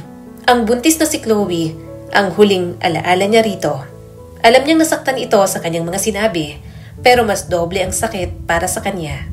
Dahil wala naman sa lahat ng yon ang totoo. Makalipas ng 1 linggo, nabalitaan niya na lang na dinala na ulit sa Maynila si Chloe. Wala na siyang balita rito. Sinubukan niyang hanapin ito sa social media. Umaasang kahit pictures man lang ay makita niya ang kanyang mag-ina. Pero wala talaga siyang makita. Kaya simula noon, gabi-gabi na lang siyang umiiyak. Umiiyak si Matt para sa nasayang na pag-ibig. Walang araw na hindi niya iniisip ang kanyang mag-ina. Subalit batid niyang hindi na siya pwedeng maging ganoon lang. Kailangan niyang gumawa ng paraan. Kailangan niyang ayusin ang buhay dahil gusto niya pa ring umasa na balang araw na mabawi si Chloe at ang anak nilang dalawa. Amoy gamot at tuyong bulaklak ang silid. Umuugong ang maliit na bentilador sa mesita. Nakaupo si Maddie sa tabi ng kanyang ina. Mahigpit na nakahawak sa kamay nito at dama ang kahinaan ng katawan nito. Nanay! Paos ang kanyang tinig. Pilit na humihinga ang nanay nila. Bawat paghinga ay parang huling pagsubok ng buhay. Dahan-dahan itong iniikot ang ulo. Matt! Anak! Bulong nito. Sobrang nagsiikap ka. Sobra. Ilang taon sa buhay mo na pasan mo kaming lahat. Huwag ka po magsalita ng ganyan. Pigil hininga na sagot ni Matt. Gagaling ka pa. Bibili pa po ako ng gamot. Gagawin ko ang lahat. Hindi na. Mahinang putol ng kanyang ina. At may kaunting ngiti sa pagod na labi. Malapit na ang oras ko at hindi ako natatakot. Umiling si Matt at may desperasyon sa mga mata niya. Nanay, wag mo po akong iwan. Kailangan pa kita. Kailangan ka pa ng mga kapatid ko. Mahina ngunit mariin ang pagkakahawak ng ina sa kanyang kamay. Lalaki sila. Matututo silang mabuhay. Pero ikaw anak, kailangan mong mabuhay din. Hindi lang basta magtiis. Mabuhay ka para sa sarili mo. Idinuldol ni Matt ang noo sa kamay ng ina. Walang awat ang pagtulo ng mga luha niya. Ipangako mo, Matt. Hinabol ng ina ang hininga habang nangingilid ang luha sa mata. Ipangako mo na hahanapin mo si Chloe at ang anak ninyo. Ha? Alam kong mahal ka niya. Alam kong mahal mo siya. Huwag mong sayangin ang buhay mo sa pag-iisa. Maging masaya ka ulit, anak. Yan ang hiling ko sa'yo bilang isang ina. Tumagos sa kanya ang mga salitang iyon. Pangako po, Nay. Hanapin ko po ang aking mag-ina. Isang huling pagpisil, isang mahina ngunit payapang ngiti, at tuluyan ang bumitiw ang kamay nito sa kanya. Nanay! Bumuhos ang mga luha ng kanyang mga kapatid. Narinig niya na ang hikbi ng mga ito. Tinatawag ang kanilang ina, ngunit wala na talaga. Yumakap si Matt sa malamig na katawan ng nanay nila at umiiyak na parang batang muling naiwan. Lumipas ang mga taon na parang usok. Pagod at pagpupunyagi ang umubos sa oras ni Matt. Itinodo niya ang sarili sa trabaho, sa construction, pagbubuhat, pamumulot ng basura. Hanggang matuklasan niya ang negosyong metal at plastic. Nangolekta siya ng mga yero, kawad at plastic mula sa junk shop, pabrika at lugar ng demolition saka ibinibenta ng maramihan. Madumi at delikado pero mabilis siyang natuto. Marunong tumawad, mag-aral ng presyo at nakabuo ng koneksyon. Nagsimula sa kariton hanggang sa umabot sa truck, hanggang sa nagkaroon ng maliit na bodega. Tumulong ang mga kapatid niya at unti-unting lumago iyon. Namuhay si Matt ng payak, tinipid ang bawat kita at muling ipupuhunan sa iba pang negosyo. Lumipas ang mga taon, ngunit luminaw ang kanyang pananaw at para sa kanya, naging ginto na ang mga basura. Ngayon ay 30 na siya, hawak na niya ang ilang bodega, mga truck at kontrata sa pabrika. May kabi-kabilang negosyo at investment na rin siya. Hindi na si Matt ang batang walang-wala, kundi isang sariling sikap na milyonaryo. Hinangaan siya ng ilan, kinainggitan ng iba, tinawag na himala ng tiyaga. Ngunit tuwing gabi, sa malaking ngunit malungkot na bahay, niloloko siya ng kanyang mga panaginip tungkol sa mag-ina na dapat ay nasa kanya. Matt, narinig niya ang tinig ni Chloe sa kanyang mga panaginip. Nakikita ang mukha nito, nakangiti habang may luhang pumapatak. Buhat-buhat ang isang sanggol. Ngunit kailanman, hindi niya nakita ng malinaw ang mukha ng bata. Minsan lalaki, minsan babae. Minsan inaabot siya, ngunit lagi siyang nagigising bago niya maabot. Siguro, malaki ka na anak. Tiningnan niya ang larawan ni Chloe sa tabi ng kanyang kama. Nasaan na ba kayo? Sinubukan niyang hanapin ang mga ito nang siya lang. Wala siyang kahit na anong balita, pero kapag itutuloy niya na ang paghahanap, kahit kaya niya nang gawin, nahihiya pa rin si Matt. Parang wala na siyang mukhang maihaharap kay Chloe pagkatapos niyang saktan ang damdamin nito. Pinilit niyang ibuhos ang sarili sa trabaho, patigilan ang kirot sa dibdib, ngunit lalo lang lumalakas ang katahimikan ng kawalan. Isang gabi, nadatnan siya ni Lani na ngayon ay katuwang niya na sa negosyo. "Kuya," maingat na wika ni Lani. "Parang hindi ka mapakali nitong mga nakaraang araw. May pera ka, mayaman at nabibili mo lahat, pero mukha ka pa rin nawawala." Pinilit ngumiti ni Matt. Ayos lang ako." Hindi ka ayos." Umusog si Lani papalapit. "Sapat na ang nagawa mo para sa amin. Buong buhay mo pasan mo kami. Pero sino naman ang pumapasan sa'yo?" Nanigas ang panga ni Matt. Sumiklab muli sa alaala ang mga huling salita ng kanyang ina. Hanapin niya si Chloe at ang anak nila para maging masaya siya ulit. Subalit paano niya gagawin yon kung nasaktan niya ng labis ang babaeng minahal? Matagal pa si Lani sa kanyang opisina para bang may gusto pa itong sabihin kaya napatingin siya rito. "May gusto ka bang sabihin, Lani?" Tanong ni Matt. Halatang nag-aalangan ang kanyang kapatid. "Actually, palagi ako nagigilty kasi somehow pakiramdam ko ako may kasalanan kung bakit kayo naghiwalay ni Ate Chloe." Lumakas agad ang tibok ng kanyang puso. "Si Chloe..." "Kuya, nagtanong-tanong ako," saad ng kanyang kapatid. "Sabi, matagal nang namatay ang mga magulang ni Ate Chloe. 3 years pagkatapos niyong maghiwalay, naiwan kay Ate Chloe ang mga utang ng pamilya nila. Naghihirap na sila ngayon. Kuya, nahanap ko siya at ang anak ninyo." Mabilis siyang napatayo sa sinabi ni Lani. "Nasaan sila? Saan ko sila makikita?" Bakas ang lungkot sa mga mata ni Lani. "Sa palengke, kuya. Tendera ng mga isda at gulay si Ate Chloe." Nanghihina ang mga tuhod ni Matt sa kanyang mga nalaman. Hindi niya alam na naghihirap na si Chloe. Sana pala ay hinanap niya agad ito. Sana pala ay hindi siya naduwag harapin ang dating kasintahan. Nag-uumapaw ang sigla sa palengke nang makarating doon si Matt.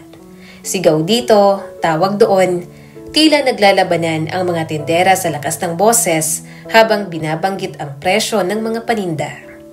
Dahan-dahang naglakad si Matt at ang mga matay sinusuyod ang bawat sulok. Sobrang lakas ng tibok ng kanyang puso dahil alam niya na ilang sandali na lang ay makikita niya na si Chloe. At nakita niya na nga ito. Nakapusod sa likod ng buhok, may ilang hiblang kumakapit sa pawis nitong noo. Suot ang kupas na blouse at lumang apron. Abala ang mga kamay nito sa pagbibilang ng talong at sitaw. Dumaan ang mga taon at iniukit sa mukha nito ang pagod at pakikibaka. Ngunit para kay Matt, ito pa rin ang parehong Chloe, ang dalagang minsang tumindig para sa kanya laban sa mundo. Nabibitin ang kanyang paghinga. Gusto niyang lapitan, ngunit bago pa siya makagalaw, biglang nagkaroon ng kaguluhan. "Hoy! Kulang to!" Sigaw ng isang barakong lalaki. Napatingin si Matt. Ang mga mamimili sa pwesto ni Chloe ay iwinasiwas ang plastik na may lamang gulay. 2 kilo ang binayaran ko. Halos 1 kalahati lang to." Namula ang mukha ni Chloe. "Imposible po, sir. Timbangin ko mismo sa harap niyo, 2 kilo yan." "Huwag mo akong bulahin." Sigaw ng lalaki, sapat para lumingon ng iba. "Ganyan ba ang racket mo? Niloloko ang suki para lang kumita ng sobra. May daya ang timbangan nyo." Napakagatlabi si Chloe. Pilit pinapakalma ang sarili kahit nanginginig ang mga kamay. "Hindi ko po kayo niloloko. Kung gusto nyo, timbangin ulit natin." Pero inihagis ng lalaki ang supot at nagkalat ang mga gulay sa lupa. "Manloloko!" Nag-umpisa ang bulong-bulungan. May mga nagdududa, may nanunuya at may naaawa. Naninikip ang dibdib ni Matt. Hindi niya na kayang panoorin pa. "Tama na!" Malalim na ang boses ni Matt ang umlingaw-ngaw. Huminto ang lalaki na nakasimangot. "Sino ka ba?" Lumapit si Matt, matikas at matalim ang tingin. "Nakita kong tinimbang niya. 2 kilo. Huwag mo siyang bastusin para lang makagawa ng eksena." Ngumisi ang lalaki. Boyfriend ka. Asawa nitong tenderang to. Tagapagtanggol. Napalunok si Chloe. Mabilis na kumurap at bahagyang nakabukang mga labi. Matt? Lumingon siya rito at lumambot ang ekspresyon. Ako to, Chloe. Ngunit mabilis ding nagbago ang mukha ni Chloe. Nawala ang gulat at napalitan ng galit. Nagmumura ang lalaki, ngunit dahil sa tingin ng mga tao, umalis din, umismid at naglakad papalayo. Hindi sulit. Naghiwa-hiwalay ang mga tao, ngunit si Chloe hindi nagpasalamat, hindi rin ngumiti. Bagkos, sinibat siya ng tingin, nag-aalab ang mga mata, puno ng puot at luhang pinipigil. Ikaw? Mahina nitong sambit. Bakit ka nandito? Nanuyo ang lalamunan ni Matt. Paulit-ulit niyang inensayo ang sandaling yon, ngunit ngayong kaharap niya na ito, parang natukod ang mga salita sa dibdib niya. Hinanap kita. Nanginginig ang kamay ni Chloe habang pinupulot ang mga gulay na nagkalat. Hindi mo dapat ginawa. Lumayo ka na lang. Chloe, pakiusap. Gusto ko lang makipag-usap. Hindi! Sigaw ng dati niyang kasintahan. Sapat para mapalingon ng ilang tendera. Umalis ka, Matt. Umalis ka at huwag na huwag ka nang babalik. Mas matalim pa sa kutsilyo ang tama ng mga salitang yon. Para siyang nabunutan ng hininga. Ngunit hindi niya matitiis. Hindi na.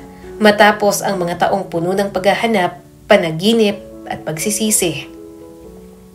Hindi ko kaya. Mariin niyang sabi. Hindi na ako aalis. Minsang nawala ka sa akin. Ngayon, hindi na ako lalayo nang hindi tayo nakakapag-usap. Alam kong galit ka sa akin pero pinapangako ko. Kung ano man ang pinaniniwalaan nyo sa paghiwalay natin, hindi yun totoo. Hindi kita kayang lokohin. Inutusan lang ako ng mga magulang mo na palabasin na niloloko kita. Alam nila na kahit ibalik kita sa kanila, babalik ka pa rin sa akin. Nagniningning ang mga mata ni Chloe sa galit at pagkalungkot. Agad nitong tinalikuran si Matt at mabilis na inayos ang mga gulay. Akala mo ba, ganun lang kadali? Na pwede ka nalang bumalik sa buhay ko pagkatapos ng lahat? Alam mo ba kung anong pinagdaanan ko? Gusto kong malaman. Pakiusap ni Matt. Kwento mo, ipaunawa mo sa akin. Wala akong utang sa'yo. Mariin itong sigaw. Wala akong kailangang paliwanag. Wala akong kwento. Wala. Lumapit pa si Matt at ibinaba ang tinig. Pakiusap, Chloe. Isang pagkakataon lang para maitama ko ang lahat. Nanigas ang katawan ni Chloe. Dinampot nito ang pinakamalapit na mga hinog na kamatis at inihagis sa dibdib ni Matt. Tumalsik ang katas, agad na dumikit sa puti niyang damit. Napatitig si Matt at nagulat sa ginawa nito. Naghalakhakan ang mga tao sa paligid, pati ang ibang tindera at mamimili ay nagtuturo. Aliw na aliw sa nangyayari. Bago pa siya makarecover, muling tumama ang isa sa balikat at isa pa sa braso niya. Umalis ka! Sigaw ni Chloe sa bawat hagis. Lumayo ka! Matt, layuan mo ako!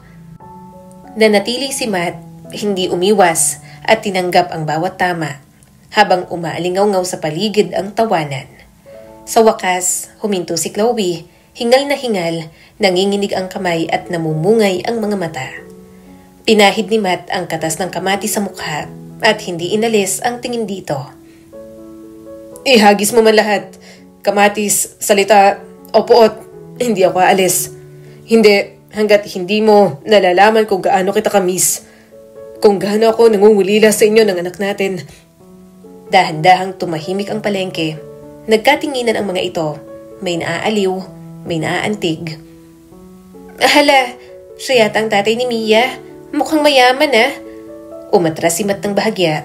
Matatag ang tinig kahit mabigat ang dibdib. Hindi ako susuko, Chloe.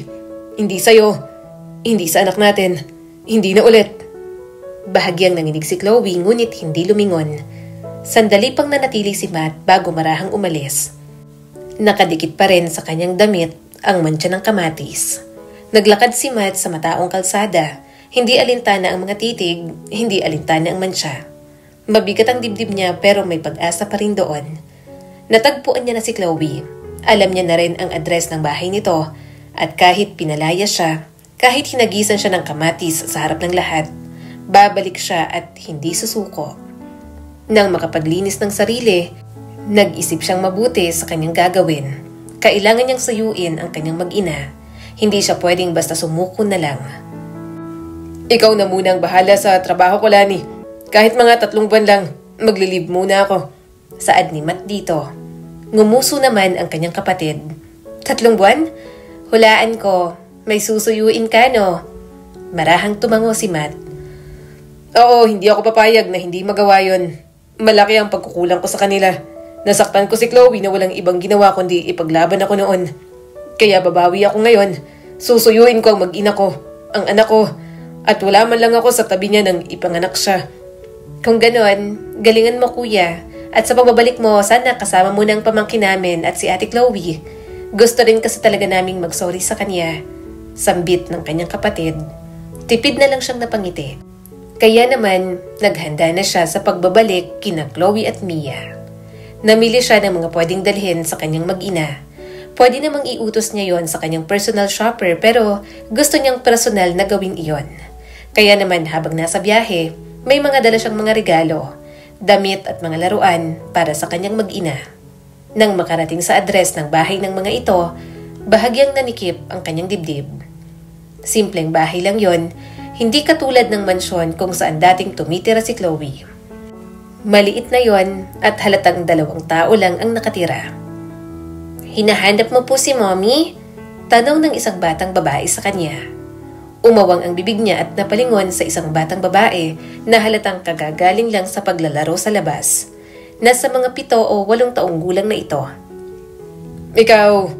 Ikaw si Mia? Naluluhang tanong ni Matt. Anak ka ba ni Chloe? Ngumuso naman ito at bahagyang napaatras. Opo, bakit mo po alam ang pangalan ko? Saka bakit mo po hinahanap ang nanay ko? Nasa palengke po siya. Wala po siya dyan. Binibili niya lang po ako sa kapitbahay at umuwi po ako pagtanghali tapos sa gabi. Sunod-sunod na bumagsak ang mga luha ni Matt. Gusto niyang kumalma pero nanginginig siya sa labis na sakit na nararamdaman. Sa wakas, kaharap na niya ang kanyang anak. Ang anak niyang inabandona pagkatapos niyang ibalik sa mga magulang ang babaeng minamahal. Hala, bakit ka po umiiyak? Tanong ni Mia sa kanya. Nanginginig ang mga labi ni Matt at pinagmasdan ang kanyang anak. Ay, ako si Matt. Ako ang tatay mo. Nanlaki ang mga mata ni Mia. Tatay? Pero sabi po ni Mama, patay na po ang tatay ko. Bumagsak na naman ang mga luha ni Matt. Para sabihin niya ni Chloe sa anak nila, alam niyang malalim ang galit nito. Malalim na alam niyang mahihirapan siyang suyuin. Anong ginagawa mo rito? Mariing tanong ng kararating lang na si Chloe. Pinilit niyang umayos at ngumiti sa mga ito. Nandito ako para makita at makasama kayo. May mga dala kong regalo para sa inyo. Umalis ka rito. Hindi ka namin kailangan. Hindi namin kailangan ng mga yan. Sigaw ni Chloe sa kanya. Ang tagal-tagal na. Ngayon ka lang magpapakita. Manloloko ka. Hindi kita niloko. Desperado niyang paliwanag dito. Yung picture na nakita mo, planado ng mga magulang mo na hindi ko matanggihan. Kasi ang totoo, nagmakaawa kung tanggapin ka ulit nila sa halagang lalayo ako sa'yo ng tuluyan. Ni hindi ko kilalang babaeng pinahalik nila sa akin ang araw na yon. Oo, nagkamali ako. Alam kong nasaktan kita sa ginawa ko. Naibalik kita sa mga magulang mo. Pero anong magagawa ko? Mas lalo kang nai-stress sa piling ko. Malala ng sakit ni nanay noon. Inaaway na ako ng mga kapatid ko. At kahit hindi mo ipahalata sa akin, alam kong naaapektuhan ka. Iniisip ko lang noon ang kalagayan yung mag-ina. Kasi alam mo rin naman na walang-wala rin ako noon. Umiwas ng tingin si Chloe at mabilis na pinunasan ang mga luha nito. Umalis ka na. Hindi ka namin kailangan. Parang sinaksak ang kanyang puso dahil doon. Pero kailangan ko kayo. Kailangan ko kayong dalawa. Mahal na mahal pa rin kita hanggang ngayon. Hindi nagbago yun. At ngayon, nakaahon na ako sa hirap. Kaya ko na kayong panindigan. Kaya ko na babawi ako sa lahat ng pagkukulang ko sa inyo. Pakiusap, Bigyan mo lang ako ng pagkakataon. Sandali silang natahimik. Wala silang ibang ginawa kundi ang umiyak doon.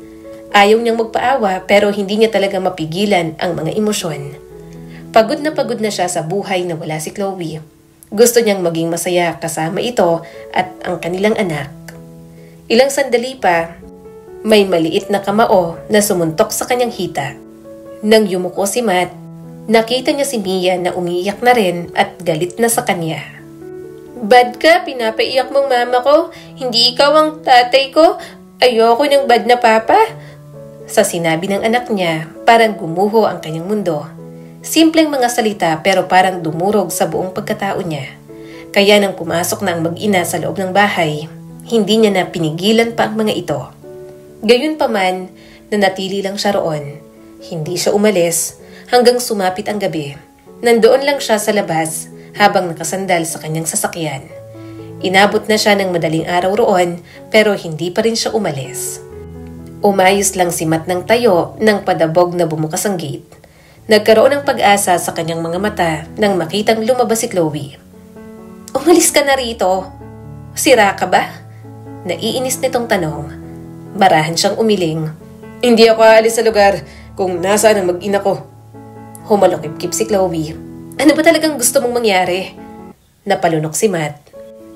Gusto kong bumawi sa inyong dalawa. Gusto kong makasama kayo at maiparamdam ang pagmamahal ko. Umiling naman si Chloe. Si Mia lang ang inaalala ko. Kung ano man ang meron sa atin nun, matagal nang tapos yun. Bakit? May boyfriend ka na ba?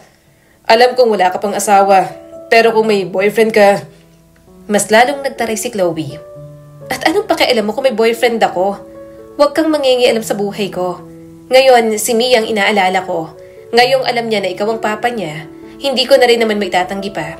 Kaya sige, hahayaan kitang makilala at bumawi sa anak natin. Co-parenting. Kung ganon, tutuloy ako sa bahay niyo. Sa inyo ako matutulog. May pagsusumamong sabi ni Matt. Tumaas ang mga kilay nito. Anong sa amin? Hindi pwede. Napanguso naman si Matt. Kahit 3 buwan lang, maghahanap din ako ng bahay malapit dito para hindi na ako mahirapan. Saka ilang taon kong hindi nakasama si Mia. Gusto kong masanay siya sa presensya ko, kaya kailangan palagi niyo akong kasama. Naningkit ang mga mata ni Chloe. Para bang pinag-iisipan pa nito ng mabuti. Samantala, paulit-ulit na hinihiling ni Matt na pumayag na ito. Nandoon siya para kay Mia pero nandoon din siya para kay Chloe. Kaya kahit sinasabi sa kanya nito na ayaw na nitong makipagbalikan sa kanya, ipipilit pa rin ni Matt ang sarili hanggang sa magsawa na ito. Okay, sige. Pwede kang magstay pero sa sala ka matutulog. Banig lang ang may bibigay ko sa'yo. Napangiti agad si Matt. Nakalimutan mo na yata. Sanay ako sa hirap, Chloe. Kahit ano titiisin ko, makasama lang kayo. Napairap naman ito at pumasok na. Ngiting-ngiti naman siya na kinuha ang pinamili niya at pumasok sa loob. Napatingin si Chloe sa mga dala niya pero hindi na pinakialaman. Matulog ka na? Anong oras na? Saad ni Chloe nang ilabas ang isang banig at unan. Napangiti siya. Okay, salamat sa pagkakataon, Chloe. Ipagluluto ko kayo ng almusal bukas. Anong gusto nyo? Umiling naman ito. Hindi ako nagluluto ng almusal. Bumibili lang kami ng pandesal, pansit at champurado dyan sa kanto. Agad niya namang tinandaan yon. Pinaalala niya sa sarili na maaga siyang gigising para makabili ng almusal na gusto ng mga ito. Nang iwan siya ni Chloe, bahagya ng napanatag ang kanyang puso. Sa wakas, nasa loob na si Matt. Kailangan niya nalang galingan ang panunuyo. Lumipas ang mga linggo, nakikita ni Matt na unti-unti nang nasasanay ang mag-ina sa kanya. At gustong-gusto niya yon dahil hindi siya titigil hanggang maging ganap na pamilya na silang lahat. Isang umaga, yumuko si Chloe para buhatin ang mabigat na bayong ng kalabasa mula sa sahig. Napangiwi ito, hirap na maiangat yon sa lamesang kahoy. Kumilos agad si Matt. Sandali, ako na. Bago pa ito makatanggi, mabilis siyang yumuko. Madaling iniangat ang bayong gamit ang isang braso at maayos na inilapag sa mesa.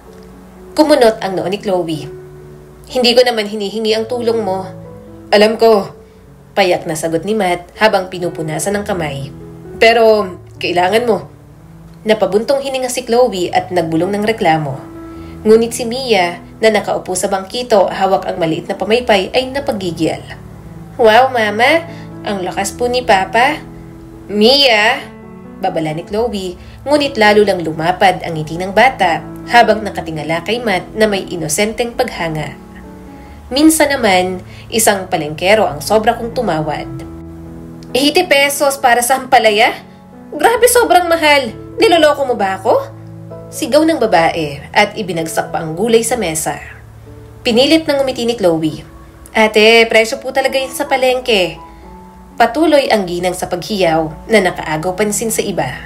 Nakikita niyang naiirita na si Chloe, ngunit bago pa ito makasagot, lumapit na si Matt na parang pader na humarang. Kung ayaw mo, huwag kang bumili. Malamig na sabi ni Matt. Pero huwag mong bastusin ang asawa ko. Pinaghirapan niyang paghahanap buhay dito. Wala kaming magagawa kung mahal ang mga bilihin. Nangasim ang mukha ng ginang, bumulong ng mura, saka umalis. Napasinghal si Chloe at masama ang tingin kay Matt. Anong asawa? Kailan mo pa ako naging asawa? At hindi mo kailangan ipagtanggol ako? Diretsong tumingin si Matt kay Chloe. Ayokong nakikitang inaapi ka. Lalo na kung nandito naman ako. Saka kahit ilang beses mong sinasabi sa akin na ayaw mong makipagbalikan, alam mo namang mahal na mahal pa rin kita. Kaya palagi pa rin akong nag-aasam na mapangasawa ka. Hindi na nakapagsalita si Chloe na namula na sa kanyang mga sinabi. Hinila ni Mia ang laylayan ng saya ni Chloe. Mama, para siyang bantay na aso ng kapitbahay po natin. Natawa naman si Chloe. Mukhang aso ang papa mo? Hindi na nakaapela si Matt nang asarin siya ng kanyang mag-ina. Gayunpaman, natutuwa siyang makitang tumatawa ang mga ito nang dahil sa kanya. At sa sandaling yon, parang naging buo na ang araw niya. Isang gabi, dumating ang malakas na ulan. Tagos ang tulo sa bubong ng bahay ni Chloe. Kinuha ni Chloe ang batya para saluhin ang patak. Nako naman! Bago pa ito makapagsampa sa upuan, dumating si Matt, may dalang martilyo at peraso ng yero. Tabi, ako nang mag-aayos. Hindi na kailangan, sagot ni Chloe at halatang naiinis na naman. Pinisil niya ang pisngi nito. Naiinis ka na naman. Ano ba? Ngunit nasa bubungan na si Matt, mabilis na pinukpok ang maluwag na tabla. Tinakpan niya ang butas gamit ang yero. Kahit nababasa ng ulan, mabilis siyang natapos.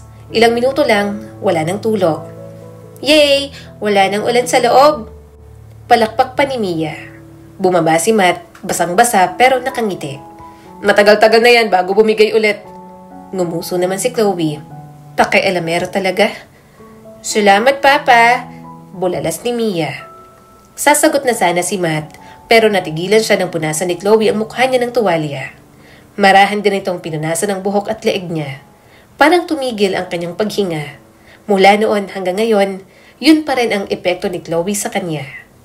Huminga ng malalim si Chloe at inabot ang tuwalya sa kanya.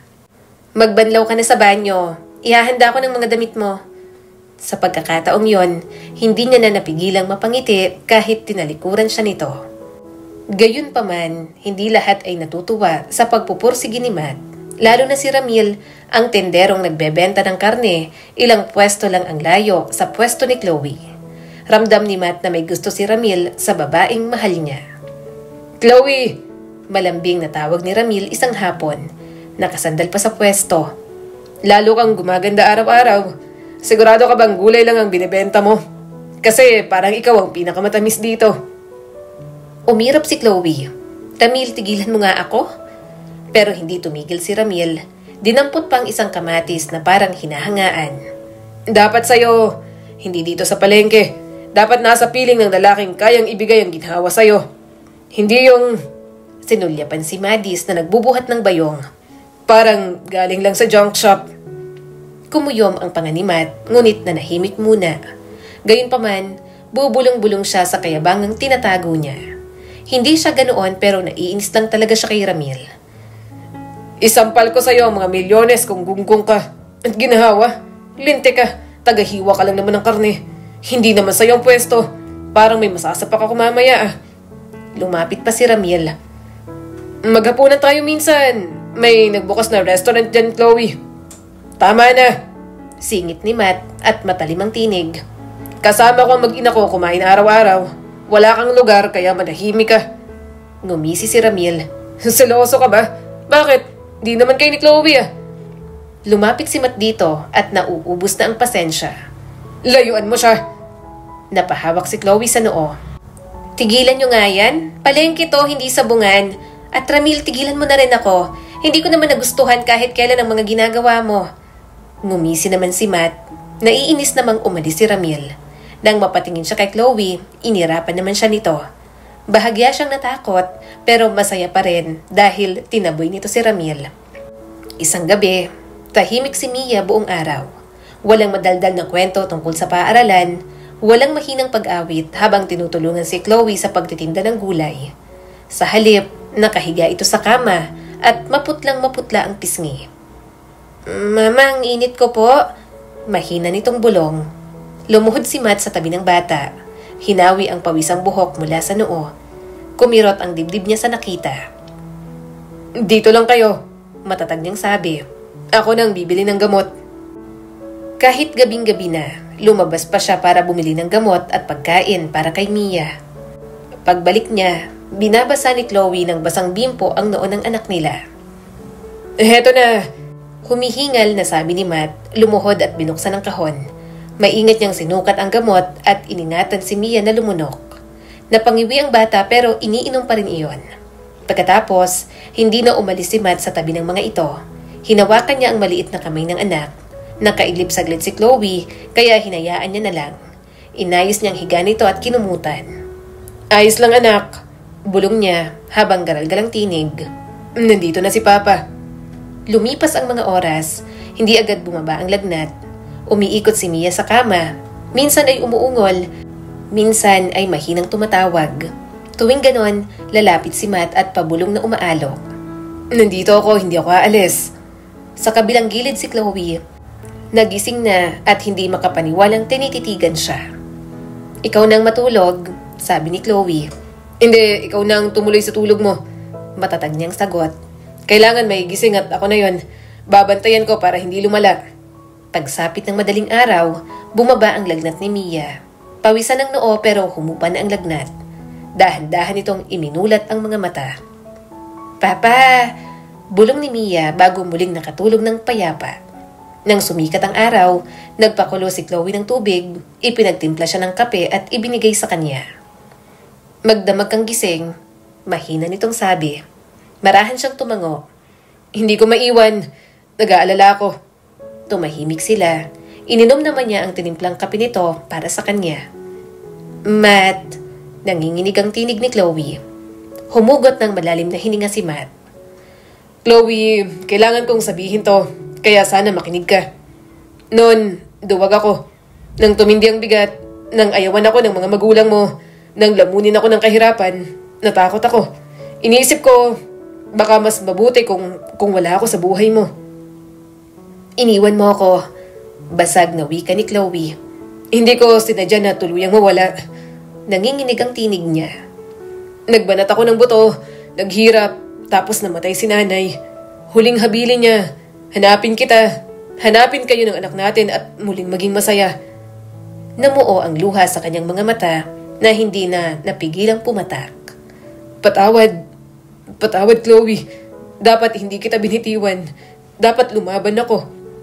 Alam mo ba kung gaano kahirap alagaan si Mia mag-isa?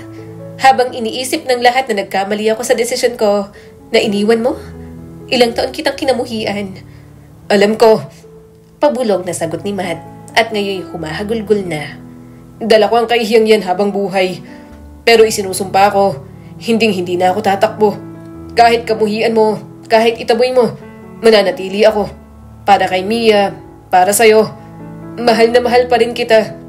Hindi yun nawala kahit kailan. Nang hina si Chloe, bumagsak sa bangko katabi niya habang umaagos ang mga luha sa pisngi. Baliw ka, Matt. Wala kang karapatang sabihin yan pagkatapos ng lahat. Alam ko. Aniya at marahang inabot ang nanginginig na kamay nito. Pero hindi ko na kaya. Ayokong mawala sa mundong to na hindi ko nararanasan ang pagmamahal nyo. Ang makasamang pamilya ko, na mahal kita. Patawad sa pagiging mahina. Hindi na kita iiwan. At bago pa nito napigilan ng sarili, napahagulgol na si Chloe sa dibdib niya. Mahina siya nitong sinusuntok sa dibdib. Baliw ka? Singhot nito bawat salita. Hangal ka, Matt. Pero mahal pa rin kita kahit na nagawa mo kaming iwan noon. Agad niyakap ni Matt ang babaeng mahal. Mahigpit yon na parang takot na muling mawala. Isinubsob niya ang mukha sa buhok ni Chloe. Nanginginig sa ginhawa at sakit ng magkasabay. Mahigpit silang nagyakapan at ibinuhos sa luha ang mga taong puno ng katahimikan at sugat. Bawat hikbi ay paghingi ng tawad, bawat haplos ay pagtanggap. Simula ng araw na yon, pumayag na si Chloe na sumama sa kanya. Nadala niya na ang kanyang mag-ina sa mundong mayroon siya ngayon. Nang makita ng mga kapatid niya si Chloe, humingi ng tawad ang mga ito. Humingi rin naman ng tawad si Chloe. Ilang buwan ang lumipas, kinasal na rin naman sila. Gusto ni Chloe na simple lang ang maging kasal nila. Pero gusto niya ng magarbo dahil alam ni Matt na yon ang deserve ng kanyang minamahal. Papa, may boyfriend na po ako. Nakangiting sabi ni Mia habang kumakain sila. Muntik nang maibuga ni Matt ang kanyang kinakain. Ano? Anong boyfriend 10 years old ka pa lang? Tumawa naman si Chloe. Hayaan mo na, puppy love lang yan. Happy crush, wag mong seryosohin. Nanlaki ang mga mata ni Matt. Paano hindi ko seseryosohin? Boyfriend ang pakilala ng anak mo. Tumawang muli si Chloe. Pakiramdam niya, pinagkakaisahan siya ng mga ito. Gayunpaman, nang marinig niya ang paliwanag ni Chloe, bahagya na siyang kumalma. Crush naman nga lang talaga. Siya nga palahan, buntis ako. Tuluyan ang nasamid si Matt. Buntis ka? Talaga? Masaya ako pero bakit ang hilig niyong magsabi sa akin ng mga nakakagulat na bagay kapag kumakain? Parehong tumawa ang kanyang mag-ina. Hindi na rin niya napigilan pang humalakhak. Hinaplos ni Matt ang tiyan ni Chloe. Masaya siyang muli silang magkakaroon ng anak. At sa pagkakataong yon, hindi na kasing hirap katulad noon. Kaya pinangako ni Matt sa kanyang sarili na habang nagbubuntis ang babaeng mahal niya, nandoon siya at palaging nakaalalay. Pinipilit niya na hindi ito makaramdam ng kahit na anong stress. Ayaw niya nang maulit ang gaya ng dati. Nang manganak ito, ini-admit niya ito sa magandang ospital. Gusto niyang maging komportable ang kanyang asawa. Alam niyang mahirap manganak, kaya ayaw niyang dagdagan pa ang bigat na nararamdaman nito. Ang cute! Nakangiting sabi ni Matt habang pinagmamasdan ang bunso nila. Yay! Ate na ako! Bulalas ni Mia. Hi, baby Lucas! Hinalikan naman ni Matt ang noo ng kanyang asawa. Thank you! Mahal na mahal kita. Ang galing mo. Nanghihina naman nang umiti si Chloe. I love you too. Maraming pinagdaanan ang pag-iibigan nila. Gayunpaman, hindi pa rin hinayaan ng Diyos na hindi maging sila hanggang dulo. Kaya naman, labis niyang ipinagpapasalamat ang lahat ng yon. Ang kwentong ito ay nagpapaalala sa atin na ang tunay na pagmamahal ay hindi nasusukat sa yaman o kaginhawaan, kundi sa pagpili na manatili at lumaban sa gitna ng hirap. Ipinakita ni Matt at Chloe na susubukin tayo ng buhay sa pamamagitan ng kahirapan, pagkawala at mga hindi pagkakaunawaan. Ngunit ang tunay na pundasyon ng pamilya ay sakripisyo, pagtitiis at tiwala sa isa't isa. Ipinapaalala nito na ang tunay na kaligayahan ay hindi nakikita sa kayamanan, kundi sa tahanang puno ng halakhak, sa isang kasama na hindi sumusuko at sa tapang na magpatuloy kahit tila napakabigat ng buhay. Muli, ako po si Skylar Guro at sana'y may bago na naman kayong natutunan sa kwento natin ngayon. Maraming salamat po.